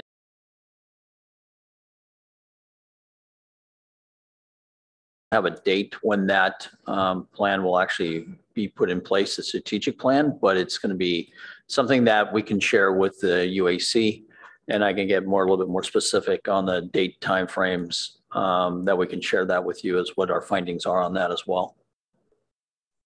Okay, well, I would appreciate that because I've received questions actually from City Council, which sort of implied that they think SCAP is in our lap, and that was not my understanding. So, yeah, I mean, I think that Chair Burt, that oversees the SCAP committee portion of it, he had made comments about that he's looking at the resiliency piece in this SCAP. He's, and he also sits as the chair on the finances. We went through this plan to talk about, we thought a good estimate would be around that $300 million mark. And there's $25 million, as all of you know, are in this year's budget coming in 24 to start looking at doing this design and looking at these studies. And then, as Tom mentioned, is getting equipment so that we can convert some of these areas. And I think the thing is that, he has asked the questions as well around, what's that grid going to look like?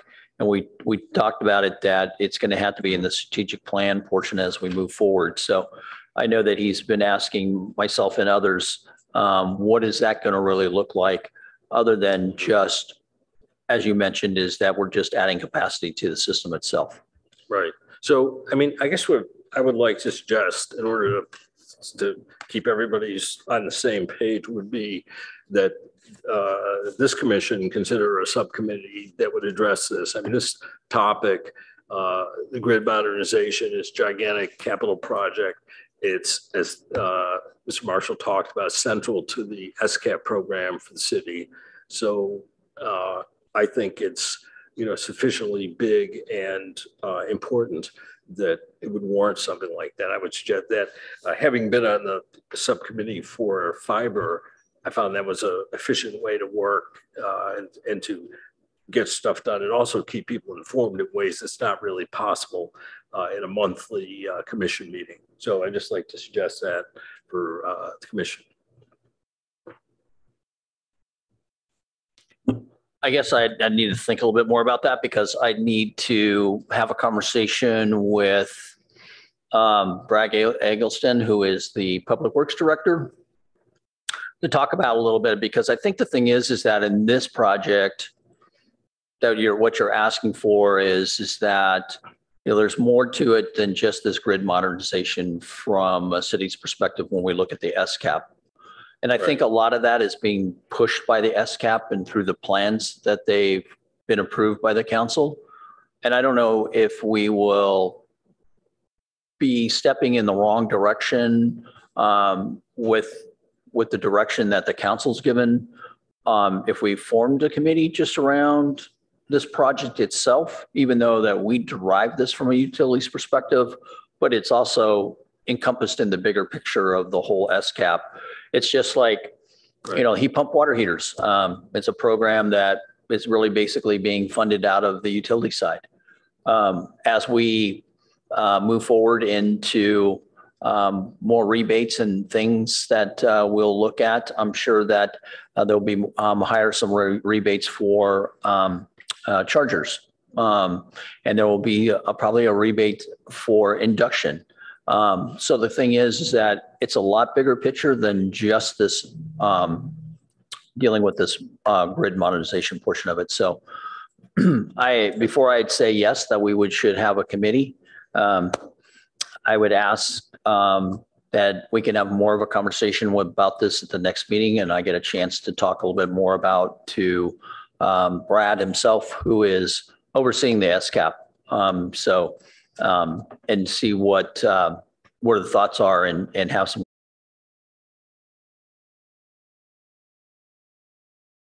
And, maybe what would make sense would be to start off with some kind of study session, around the whole picture of SCAP and grid modernization, because SCAP is, of course, a big city initiative, but it doesn't happen without grid modernization. So having something like a study session, perhaps with city council, if they would want to do that, and then give everybody the marching orders, and this is what's in this bucket, this is what's in that bucket. I think that could be a good way to get started in an efficient way and make sure everybody knows what everybody else is doing. I can just throw in one thought, which I think that last line is maybe the most important, is that everyone knows what everyone is doing. And so there are different mechanisms to make that happen.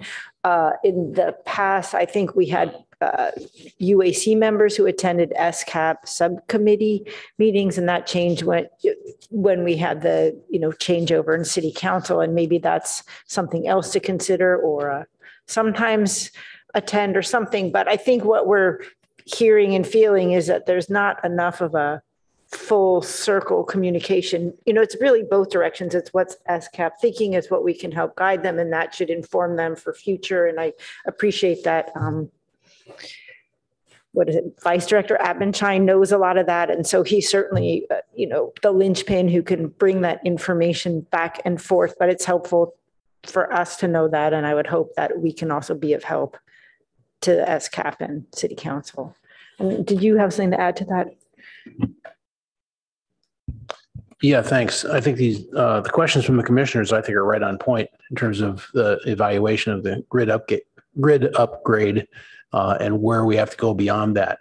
One of the questions that I had the other night for Mr. Ellsheim at the SCAP meeting was about these budget situations, because it's a lot of money and we got to make sure that it's there because we have to do this. So you have 220 to 306 in the budget. And is that just for infrastructure, just for the kind of items that you discussed? Correct. Right. So when we get into things like rebates for water pumps and so on, that's a whole different deal that's not funded in this number. Correct. So talk about being everybody on the same page. We have to keep that in mind as well, because there's a lot of things that we have to do if we want to help people backfill, refurbish their places and become electric instead of gas. So a related question then is, the other question in terms of your budget estimates and your timing, how are you feeling now about labor and supply chain issues for parts? Well, so we're starting to feel better about it. It seems like some of the supply chain issues are starting to get better. The one thing for us, even though, we're taking for us a very large project, this is not a huge project in terms of, say how many transformers PG&E might be buying on a monthly basis. They, probably within 4 months, they've bought all the transformers we would need for electrification. So I guess the point being, I think we're not buying huge numbers of things, even though it's a huge project for a utility our size, that we should be able to get the things we need from the marketplace. And that's something we're working on right now, is trying to figure out how to get advanced supply chain stuff in place so that we'll be in the queue to buy things. I think the last thing that got thrown in the works is now there's an issue around wood poles, acquiring wood poles, because of some treatment decisions made on what kind of treatment can be used on those poles. And it changed by the EPA, and now poles from Canada we can't get poles from Canada anymore. So now we got the whole supply chain issue with that we're dealing. But I do still feel that by the time we get into the major part of this, a lot of supply chain issues will have resolved, or we will be in the queue to get equipment. So you're not assuming that any of these are constraints in terms of your timeline? I'm at this point, I don't think it's going to constrain our timeline. Okay. And then this related question, have you done any, you're projecting various things like the number of EVs that are going to be out there, as one of the commissioners said, a drain on the system. But you also said to Commissioner Croft, I think, that yes, we'll be able to do anything we want. The question that she asked is, are we going to be ready to go and just kind of do whatever we need to do with the grid? The answer was basically yes. But that's dependent on how many people are doing whatever they're doing. Yeah, I mean, I think I think I mentioned that. I mean, it assumes, I guess, a reasonable amount of things. There's always going to be outliers where somebody's doing something that's, much larger than we can really accommodate. Right. So my question is, with that new capacity that was described that way, and the budget, have you then done any analysis of, by the end of 2030, let's say, or whatever time, have you done any sort of sensitivity analysis on kind of how many homes will be able to be retrofitted to gas? And so how close we are to that proverbial, when do we turn off the gas date? So there are other issues involved in when we turn off the gas date, but I'm just saying, have you looked at, how that's going to kind of pace itself out and where we're going to be by 2030, let's say, to start So the intent in terms of the infrastructure upgrade is we would be done essentially with the infrastructure upgrade in 2030. Now, how fast that actually takes place and how fast people come off gas and move to other things, that's going to be dependent on a lot of other issues. A lot of other issues. That's right. That we don't have control over. And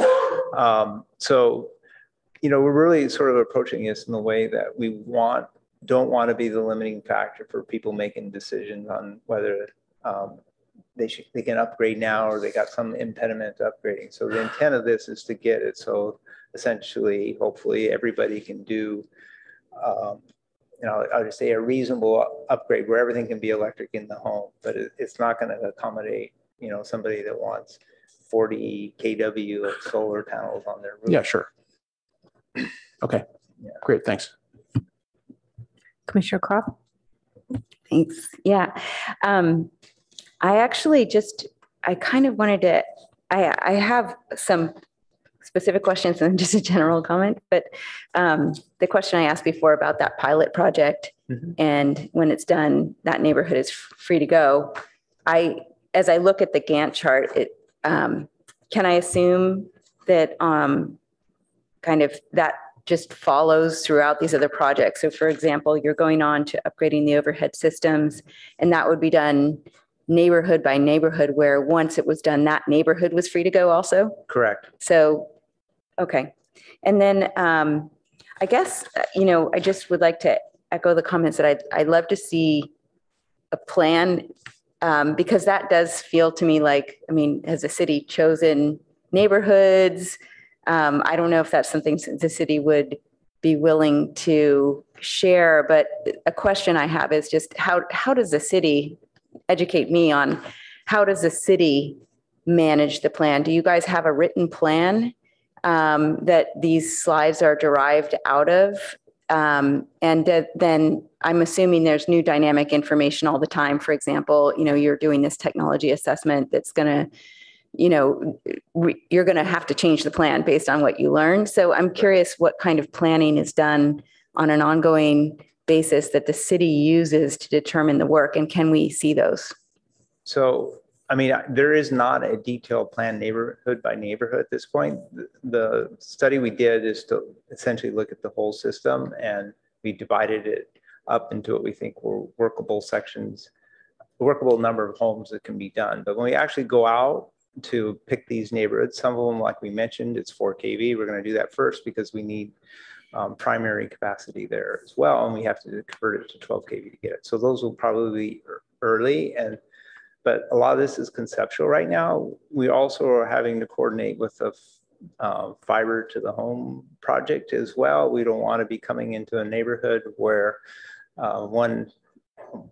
6 months we're in there doing electric, and then we come back 4 months later and pull fiber and disturb everybody again. So we're looking at how we can coordinate those pieces. So there's a lot of moving pieces to actually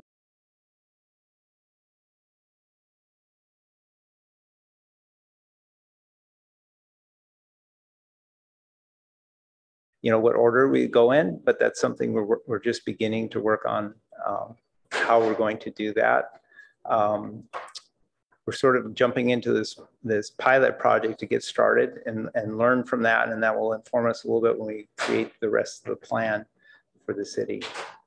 And so is there, just kind of, if I just use an analogy, so on the grade crossings, there's like the 5% plan and then there's the 10% plan. So they get to the point where they're like incrementally, the plan's getting more and more solid. Is there a rough plan that like, for example, so it would be helpful to see, neighborhood 1, even if it's not named, neighborhood 1, neighborhood 2, and other things like we're going to decide what to do with EVs. I would personally expect that at some point the sustainability plan is going to contain some storage just so that we're not requiring, as people start using during the winter, during the hours that we're not having a lot of solar or renewables, that we're going to want to mitigate those. And ideally we have some kind of storage means built in the city. So there's I'd just love to see the plan, what does it encompass? Yeah. And even if it's high level, and then as it gets more concrete and built out, just be brought along on that process. Yeah. I would just say, plans at this point are conceptual because we're at a very early planning stage. So it's, I mean, really what it is, we're looking at converting like a third of the overhead system over a course of three years, and then come back and do the underground and then substation upgrades. And we have, you know, we know where we're going to do substation upgrades, but I can't tell you right now what neighborhoods we're going to start with, other than we have this pilot project that we're looking at right now. And that'll be followed up by other 4 kV overhead neighborhoods, which would be the area over by Hopkins. So those are where we're going to start. And after that, it's going to be based on some coordination efforts we have to do, as I mentioned, with the fiber project that's going to be ongoing at the same time. Sorry, one more follow-up. Do we use Microsoft Project? Do we use Yes. it like, how does it, is that what the project is in right now? It's probably not written, but is it? It's in Microsoft Project, but it's at a very high level right now. It just talks about, you know, when, you know, how much of the system we're going to convert, how, you know, what, when we need to order materials, when we need to start construction. It's really at that level right now because we haven't picked particular neighborhoods at this point. Right. Okay, it sounds like there's not something that's appropriate to share with us. Is that beyond? I mean, like slides? I can share what Yeah. the other Microsoft plan, but it's not going to be a detailed plan where you're going to look at a map and I know when my neighborhood's going to be converted. We don't have that plan yet. I guess I'm not as worried about the neighborhoods. Is just understanding, you know, everything that's included in it right now, and if we should assume that just this the Gantt chart in here with the subset categories is it. Maybe, you know, as we learn more about what's been done in the next month, and we hear back from you, we can. I mean, I don't know if we want to talk about the other areas that we'd like to see fleshed out in the plan, or just wait for SCAP to come back with more information, for SCAP to be more solidified before we do that. Most of my concern is around the sustainability stuff. So and making sure that we're accommodating it. And I didn't mention this too, is that we're also coordinating with our resource management folks on incentive programs as well. So we have to coordinate sort of what they're doing too. So I think, again, we're in the very early stages of figuring out what we're going to do. And there's going to be eventually be a plan where we're talking about, you know, when we go into neighborhoods and market. So we haven't had those discussions yet. Those will be coming as we get more of the plan fleshed out. Chair Siegel, may I interrupt for a minute? Can I ask Jonathan Abenchon, who's on the phone, to join us and talk a little bit, just unless you would like to go first. Okay.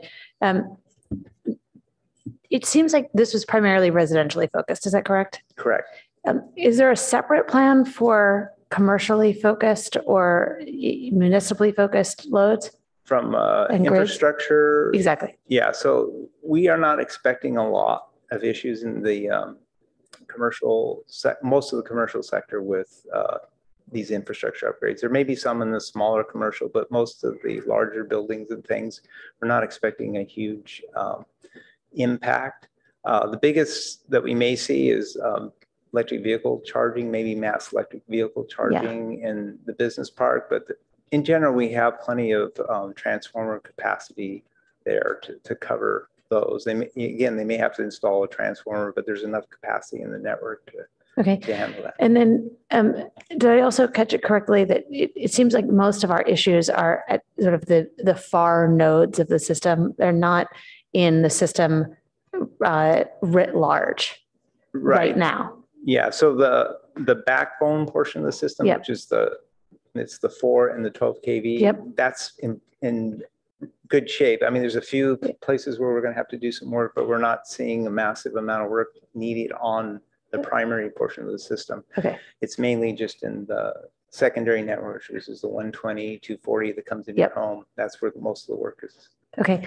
And do you expect to need upgrades on the primary network at any point in time to meet SCAP requirements, or is that a secondary phase? So it would be included as we rebuild these circuits. If we need any capacity, we'll be looking at additional capacity if needed. And then I mentioned before about resiliency and reliability, we'll be looking at circuit ties and figuring out where we need additional circuit ties to provide better reliability or better resiliency. And that will be included that's included in these costs as well.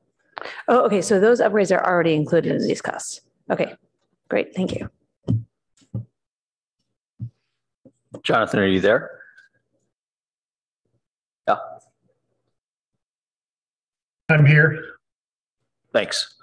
Do you want to talk a little bit just around just a real brief update around just the SCAP and just around the strategic plan around the resiliency and reliability piece? Yeah, so there's a reliability and resiliency strategic plan that we put in the SCAP work plan. This is implementing the direction from council to have the SCAP committee consider reliability in the context of the SCAP and the grid upgrades that are needed. So the study that Tom described earlier is one major part of that strategic plan. And we have some preliminary guidelines for the study that were approved by council on Monday as an appendix to the work plan. And I expect that we'll talk with the SCAP committee in the coming months about any other priorities that they have for that plan, and then we'll get someone on board. It will probably be multiple consultants for different types of work, along with some in-house staff work to start answering some of the types of questions that the UAC is talking about.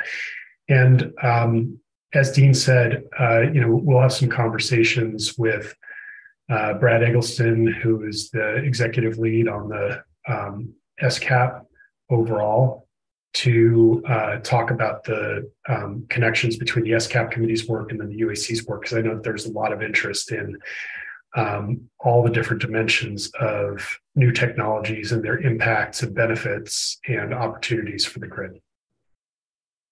But I would, as a starting point, maybe we can share those policy guidelines that are embedded in the work plan that was adopted Monday with the UAC, so you have a sense of generally where that study's going, and we can get some feedback on that. But can you just clarify what study? Strategic plan. Okay, thank you. I don't think you can see us nodding, but we would appreciate having that shared with us. Of course. Any other questions while we have Jonathan on that? Great. And did you have more follow-up questions? I sort of cut you off before. Yes, but not for Jonathan. Right. I think that's everything for you. We'd love to see that plan sooner rather than later. Sounds and also, and I guess food for thought is how we can be best supporting the SCAP policies. And, the more we can plan ahead, obviously that's better for everyone. So the more we can participate and be informed, so both directions. Yeah, I hear loud and clear the desire for more information on the status and direction of the SCAP. So I can talk with Dean about how to get that to you folks. Do we have regular updates from SCAP to this committee? I mean, would it be something that we could do to have periodic, SCAP or just SCAP present to us when there's updates on which elements of the SCAP plan are relevant to utilities? Do you have a thought on that? Jonathan?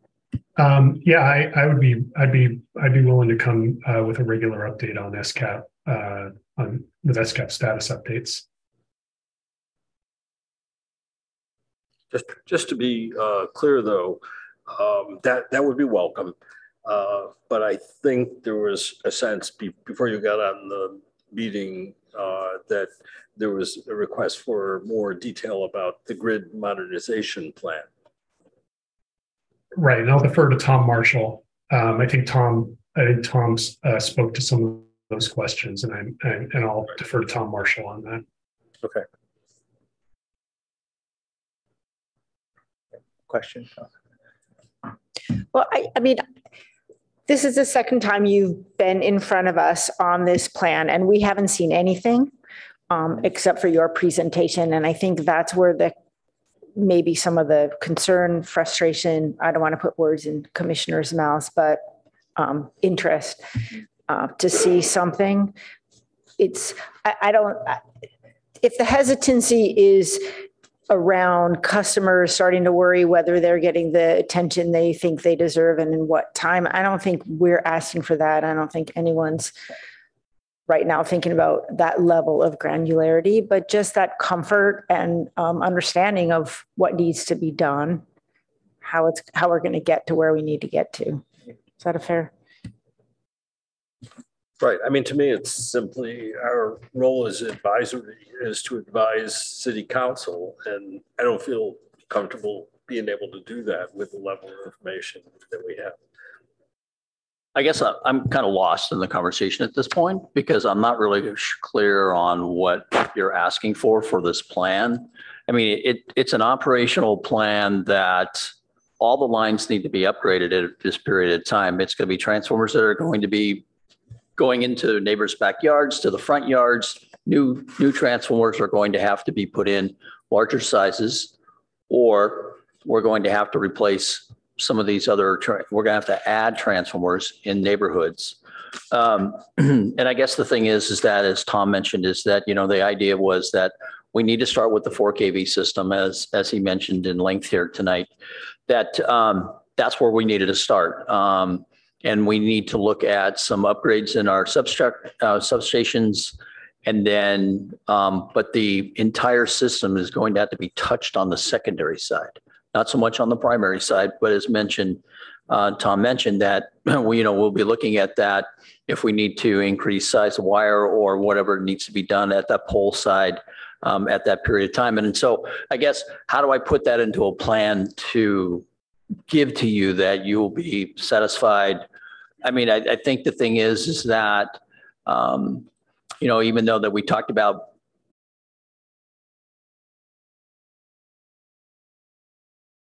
squared it out and said, okay, well, we think that we're going to be going in this direction. That's not really a plan. So I'm kind of lost of what the specifics that you're asking for. I mean, if it's a handwritten plan, I'm not sure that, as I mentioned last month, the Commissioner Metz was, I'm not going to, I don't have that right now, and I can't share that right now because it's not really feasible. Because when we hire a consultant and we do design, it's kind of really pretty much like we talked about in the past with the fiber design, is that they went out, they looked at all the poles, they looked at all the paths, and fiber is going to be put into neighborhoods throughout the city at that point, and the backbone would be built.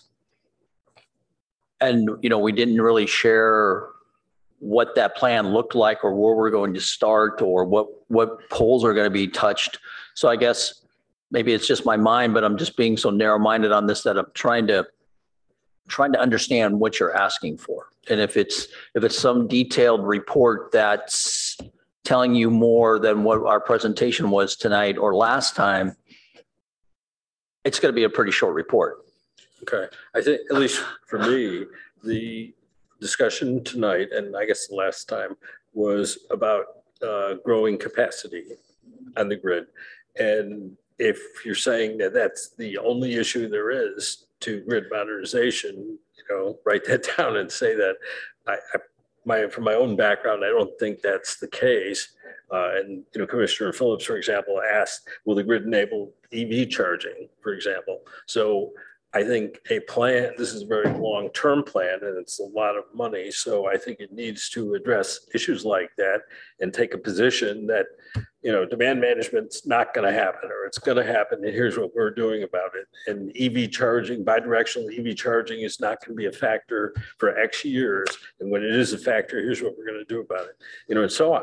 I think there's a lot of evidence that the grid of the future, particularly if we're talking about a long time, 10 years plus down the road, which with the capital equipment that you're talking about buying, we hope will be around much longer than that, that we need to be able to address those issues explicitly, at minimum saying, we don't think this one's going to matter and this one will matter and here's what we're doing about it.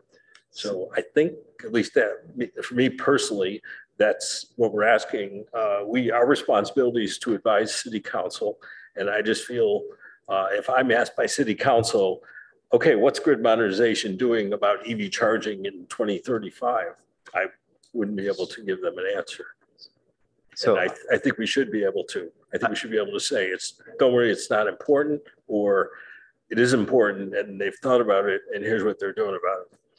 So I guess what I'd say, that's the part that's coming. That's the SCAP plan with resiliency plan that's looking at those issues. Now, that doesn't mean we're not considering it as we're going through this plan. We are, but it's going to be also based on, input from the SCAP committee, what we present to them, and what they, areas that feel important. And from our standpoint, whether it's technologically feasible, does it make sense? Do we make some other decisions? Exactly. I mean, it's like things are coming. It's like the world's funniest joke, and nobody can know more than one word of it, right? Or they die laughing. The SCAP people don't understand the technical details of if you have a lot of EV bidirectional EV charging, what the impact would be. You have the folks who have the skill to be able to answer that kind of question. Right. And we are looking at those issues. I want to assure you that we are looking at them, but we're not through with a whole plan on what the future looks like. And in a lot of ways, the future is uncertain in a lot of these areas, and it is developing. And I think this is going to be a very fluid process when we're making decisions as we go through. The issue, I guess I keep coming back to it, but if we don't get started on the infrastructure today, it's not going to matter if you have those technologies, because we're not going to have the capacity out there to even deal with it. So, we're in the very early stages. I mean, we're going to be scrambling to do a plan. This is a huge plan that has to be executed, but we got to start now. It's going to take, till 2030 at least to get this done. And it's going to be piece by piece, but I got to start now. I got to get part of it done. Then these other technologies are going to come in and it's going to change. It could very well change what we do later on. Again, we're not committing today to spend the whole amount. It's just the first sort of stage of what we put out there. That's what we're going to be doing now. We're going to be looking at it and see what the results of what we did. We're going to be looking to see when we electrify in those areas, what happens when we electrify? Does the load come to the place we think it is? We don't really know now, because there really isn't a good example of what happens when you electrify 100% of the homes in Palo Alto. What happens? We don't really know. So we're sort of moving in steps. The first step is to run this trial and see what the results are. And then we'll adjust the plan as we go. And I think that's, I can understand your frustration and that there's not a plan laying it all out, but the reality is there isn't a single path to go down right now. It's multiple paths, multiple technology, multiple decision points we're going to have to make as we move through this project. Yeah, Commissioner, I just really want to echo what Assistant Director Marshall said about this plan coming in phases and about the need to move quickly. I think one of the things that we recognize, and I just want to emphasize that the SCAP team is working hand in hand with the engineering team. We're meeting weekly on issues behind the scenes around programs, around strategic planning efforts. But I think what we recognized early on was that if we wanted people making emissions reductions tomorrow, we needed to get started on these grid capacity upgrades and get the reliability and resiliency work coming in a second phase after that on a quick enough timeline that if there's anything that affects if there are any benefits that we can see from new technologies that could help us maybe save money on the grid upgrades, and we can incorporate those as we go. But one thing that I asked Tom early on was, is there anything about the way that we're planning to build these capacity upgrades that will prevent us from doing anything like demand response, or electric vehicle, vehicle to home, vehicle to grid, or any of the other potential innovative technologies that we have on the horizon? And he said, no. There may be some things that need to be built in later on. We can incorporate those into the plan as we discover them. But what we really needed was to get the capacity building started right now.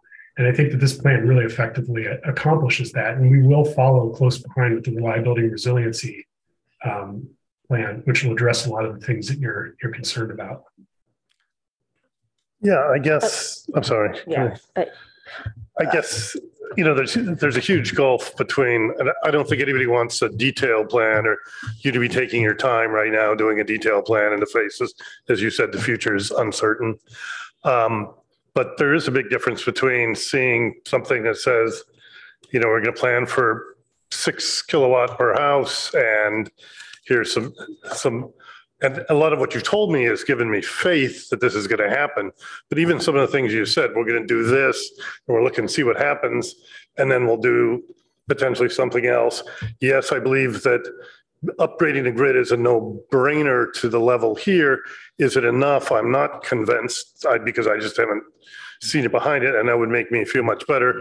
And yes, we're going to consider these technologies, on this rough scale. I'm not looking at saying January 31st, we're going to start looking at X, Y, Z, but a fluid plan is fine, but it still doesn't, it needs to be said that, yes, we're going to do this.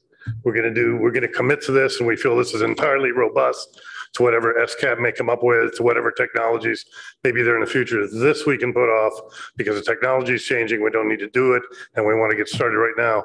That's great. I'd love to see that. I mean, that's maybe I'm, and I think you have it in your head, and it's great to hear it communicated. But like what's on paper, it's like, well, we want to go to 6 kilowatt.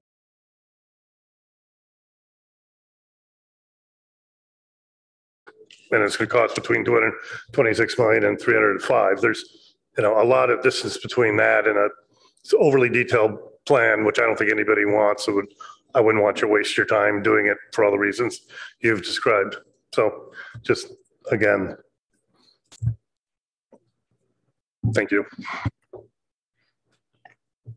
I guess I keep coming back to there is a information or communication gap that we're feeling that I think maybe if Jonathan, if you are, if you come back periodically or provide something, written material, so that we have that feedback, because what we get, we're not getting the SCAP piece, and we're not getting the behind the scenes conversation piece. And I think that could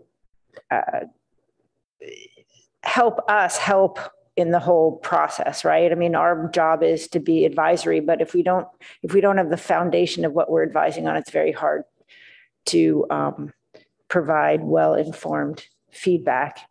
And it is a big project, and it is a lot of money, and the better we understand it, the more help we can provide. And I think the more comfort we can provide to the community. Frankly, it is a lot of money and disruption that we're asking for. And we don't want to stumble and set back our electrification goals either. I think one thing that would help a lot with the, with providing that information is understanding a little bit more, because I hear a lot of different information gaps from different commissioners. I hear, for example, that some folks are concerned about how grid modernization is going to affect things like, vehicle to grid, vehicle to home. And that's not something that's in the plan yet, but that's coming in the reliability and resiliency plan. I hear other questions that where there's just more detail. There's curiosity about the detail of the technical assumptions embedded in the plan. I hear some questions about phasing, and I hear some questions, I think, about just how it interacts with the plan for, with the pace maybe that we see people electrifying their homes when we do planning for the SCAP as a whole too. And I think getting some sense of because each of those things probably need different communications from different people or in different contexts. or maybe they can be pulled together and broken out. I think just understanding what those are would help a lot in crafting those communications to help reassure the commission and give it what it needs to do its advisory work. And what's the best way to convey that to you?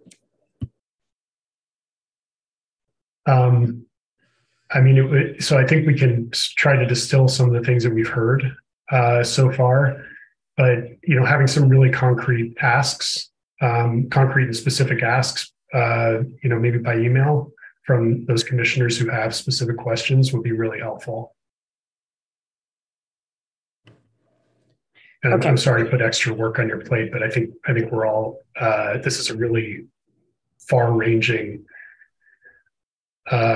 issue. And I think we're kind of struggling with how to pull it together into something concise that will help. Okay, we can do that. I think if we have individual emails going directly to the SCAP or to Jonathan and you, then we don't have any Brown Act issue, right? So we won't share them across the whole UAC. So are we asking each of us to say what we would like to see in the plan, the elements we would like to see in the plan? Each one of us creates our list separately and emails them to one person, or?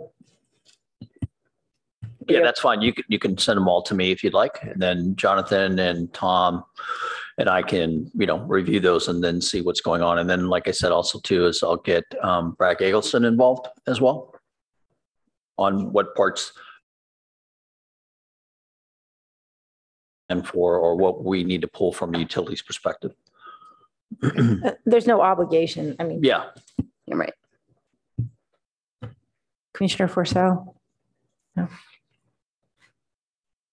Was there anything, any other commissioners have any questions or comments? Really appreciate you joining us, Jonathan. I know you're not feeling well. I have one more question. I'm sorry to ask this because some of you may be clearer than I am on it. But for me, it would just be helpful to understand between the SCAP and utilities and us, like how does SCAP, SCAP doesn't have a commission like the UAC is. And so when SCAP does its work and comes up, there's a plan that the city council wants to follow for SCAP, how does that roll through everything that the city does? Like who has jurisdiction over it? And how do we make sure that everybody's aligned on this? I just don't understand how it works. So I apologize for the rudimentary question, but I'm just wondering how it gets enacted. Sure. So I can share that we have a few management structures. So the council ultimately delegated oversight of the SCAP to the council's ad hoc SCAP committee, which is 3 council members. And then we have an internal sustainability leadership team, which is a broad interdepartmental group that's focused on implementing all of the SCAP, and we have regular check-ins on there are specific goals and key actions listed in the SCAP that they're working to implement. There are elements of this that, of course, require different feedback from different sorts of commissions, and so that that may be collected just as part of usual business. And then we have a leadership team within that sustainability team that is, regularly meeting to make sure that we're moving policy decisions forward and projects are getting accomplished. So it's a cross-departmental management structure.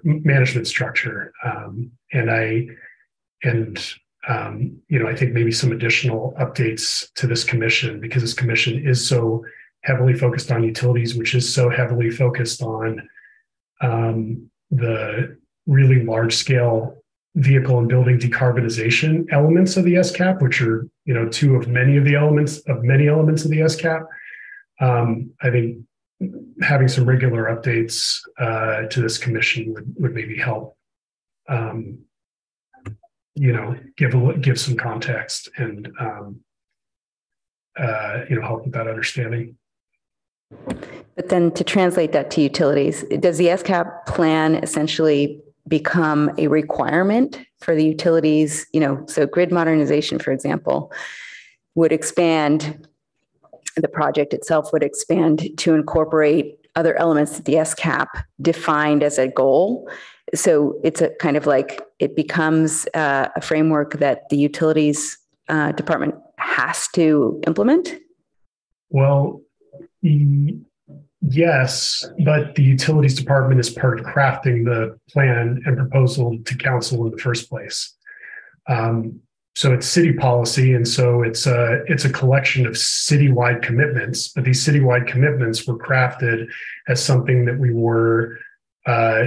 believed we could accomplish, that staff believed staff could accomplish when we took it to council. Okay, thanks. That's helpful to me. Thank you.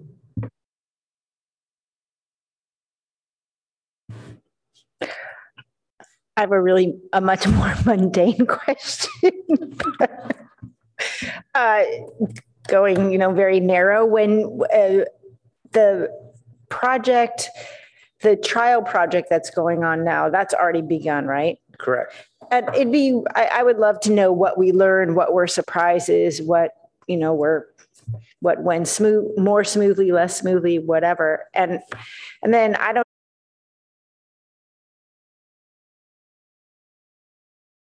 Do you think it would make sense to also do an underground pilot project earlier to kind of understand what the additional challenges are there? Yeah, I mean, that's something we can consider. I know it's going to be difficult. So, but it doesn't hurt to take a look at that. I mean, we've done some rough look at facilities out there as part of our study. They looked at facilities, what kind of upgrades you're going to need. So we have some idea what that would look like in the underground districts. Part of the issue with that, a lot of it is very old infrastructure that's at 4 kV and it needs to be converted to 12 kV. That in itself is a big project. We have to essentially replace, in that case, we have to replace all the cables, including all the primary cables, and we have to do infrastructure work. And it would do, we do actually have quite a bit of experience with that. It's called underground districts. We know what that looks like. And like I said, we know it will be a very challenging project. And I think we know what has to be done. It's really around these issues of how to work in these neighborhoods. Some of the 4 kV neighborhoods are that Crescent Park area, and they're fairly small homes and small lots there, and it's all in subsurface vaults today. So if we come in there, we're going to be looking to pad mount, and people are not going to be, I think, very receptive. So we got to look at other alternatives. But and again, I'm not dismissing it. I think we can look at it earlier. I do think we sort of know what the challenges will be, and at this point, we're trying. I don't want to spend a lot of time chasing those when we could be spending on getting more customers converted. I guess that's essentially. I guess not my only, but a concern is that we end up with a situation where the underground districts, or some of the underground districts, or the most challenging underground districts, are going to be on gas a lot longer and therefore bearing that burden. And so I just I hear that. But I guess my response is somebody's going to have to be last, because we can't all go at the same time. So, and can I speak to that point too? Somebody will have to be last, and and it's likely to be, it'll be underground. It could be underground folks. It could also be low income folks in multifamily housing, that lag behind a little bit. And one of the things we have to make sure is that and we don't want that to be the case. We're going to focus everything that we can on trying to, make sure that we don't leave people behind. But somebody is going to end up being last, and we have to make sure that those folks can affordably heat their homes eat their water. And so that's something that we're looking at in terms of rate design and the long term and a funding study that's also in the work plan.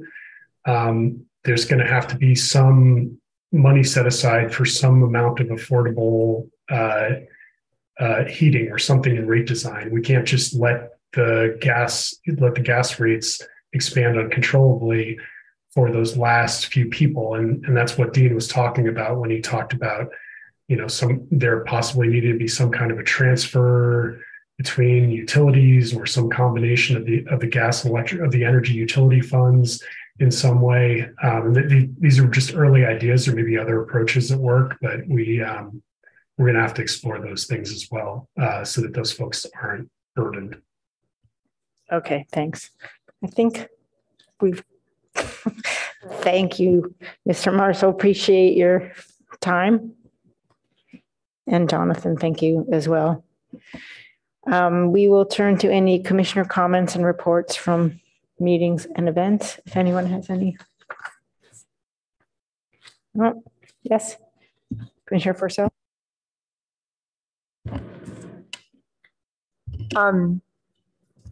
I didn't go to a meeting or event, but I did read a really interesting article that I wanted to ask if there's a Brown Act appropriate way. IEEE Spectrum in March 23 had an article called the EV Transition Explained, and City of Palo Alto Utilities Grid Modernization was chapter 3. The titled Can the Grid Cope? And they had covered our February meeting of last year and talked about some of the challenges, which is what we've been talking about now.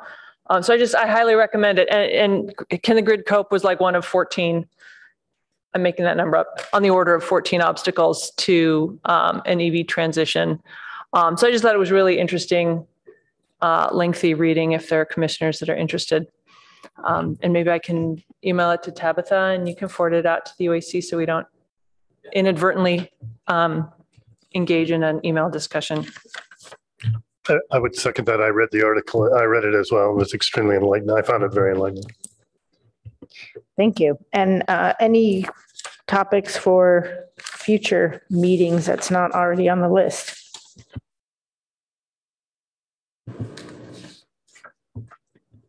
One question I had, are we meeting in July last? Yes, we are going to stick with our regularly scheduled time of July 5th. There are enough commissioners available that will have a quorum. Okay. Thanks all for responding to Tabitha on that.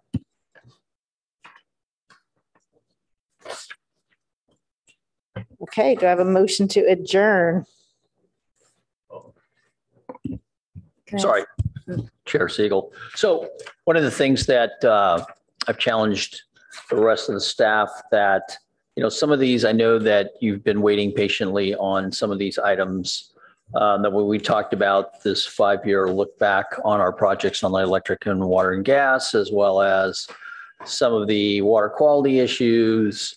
I think that we owe you an update on some fiber hut counts on the fiber portion. So long story short here is that I challenged the staff that we have put all of these items into the upcoming months.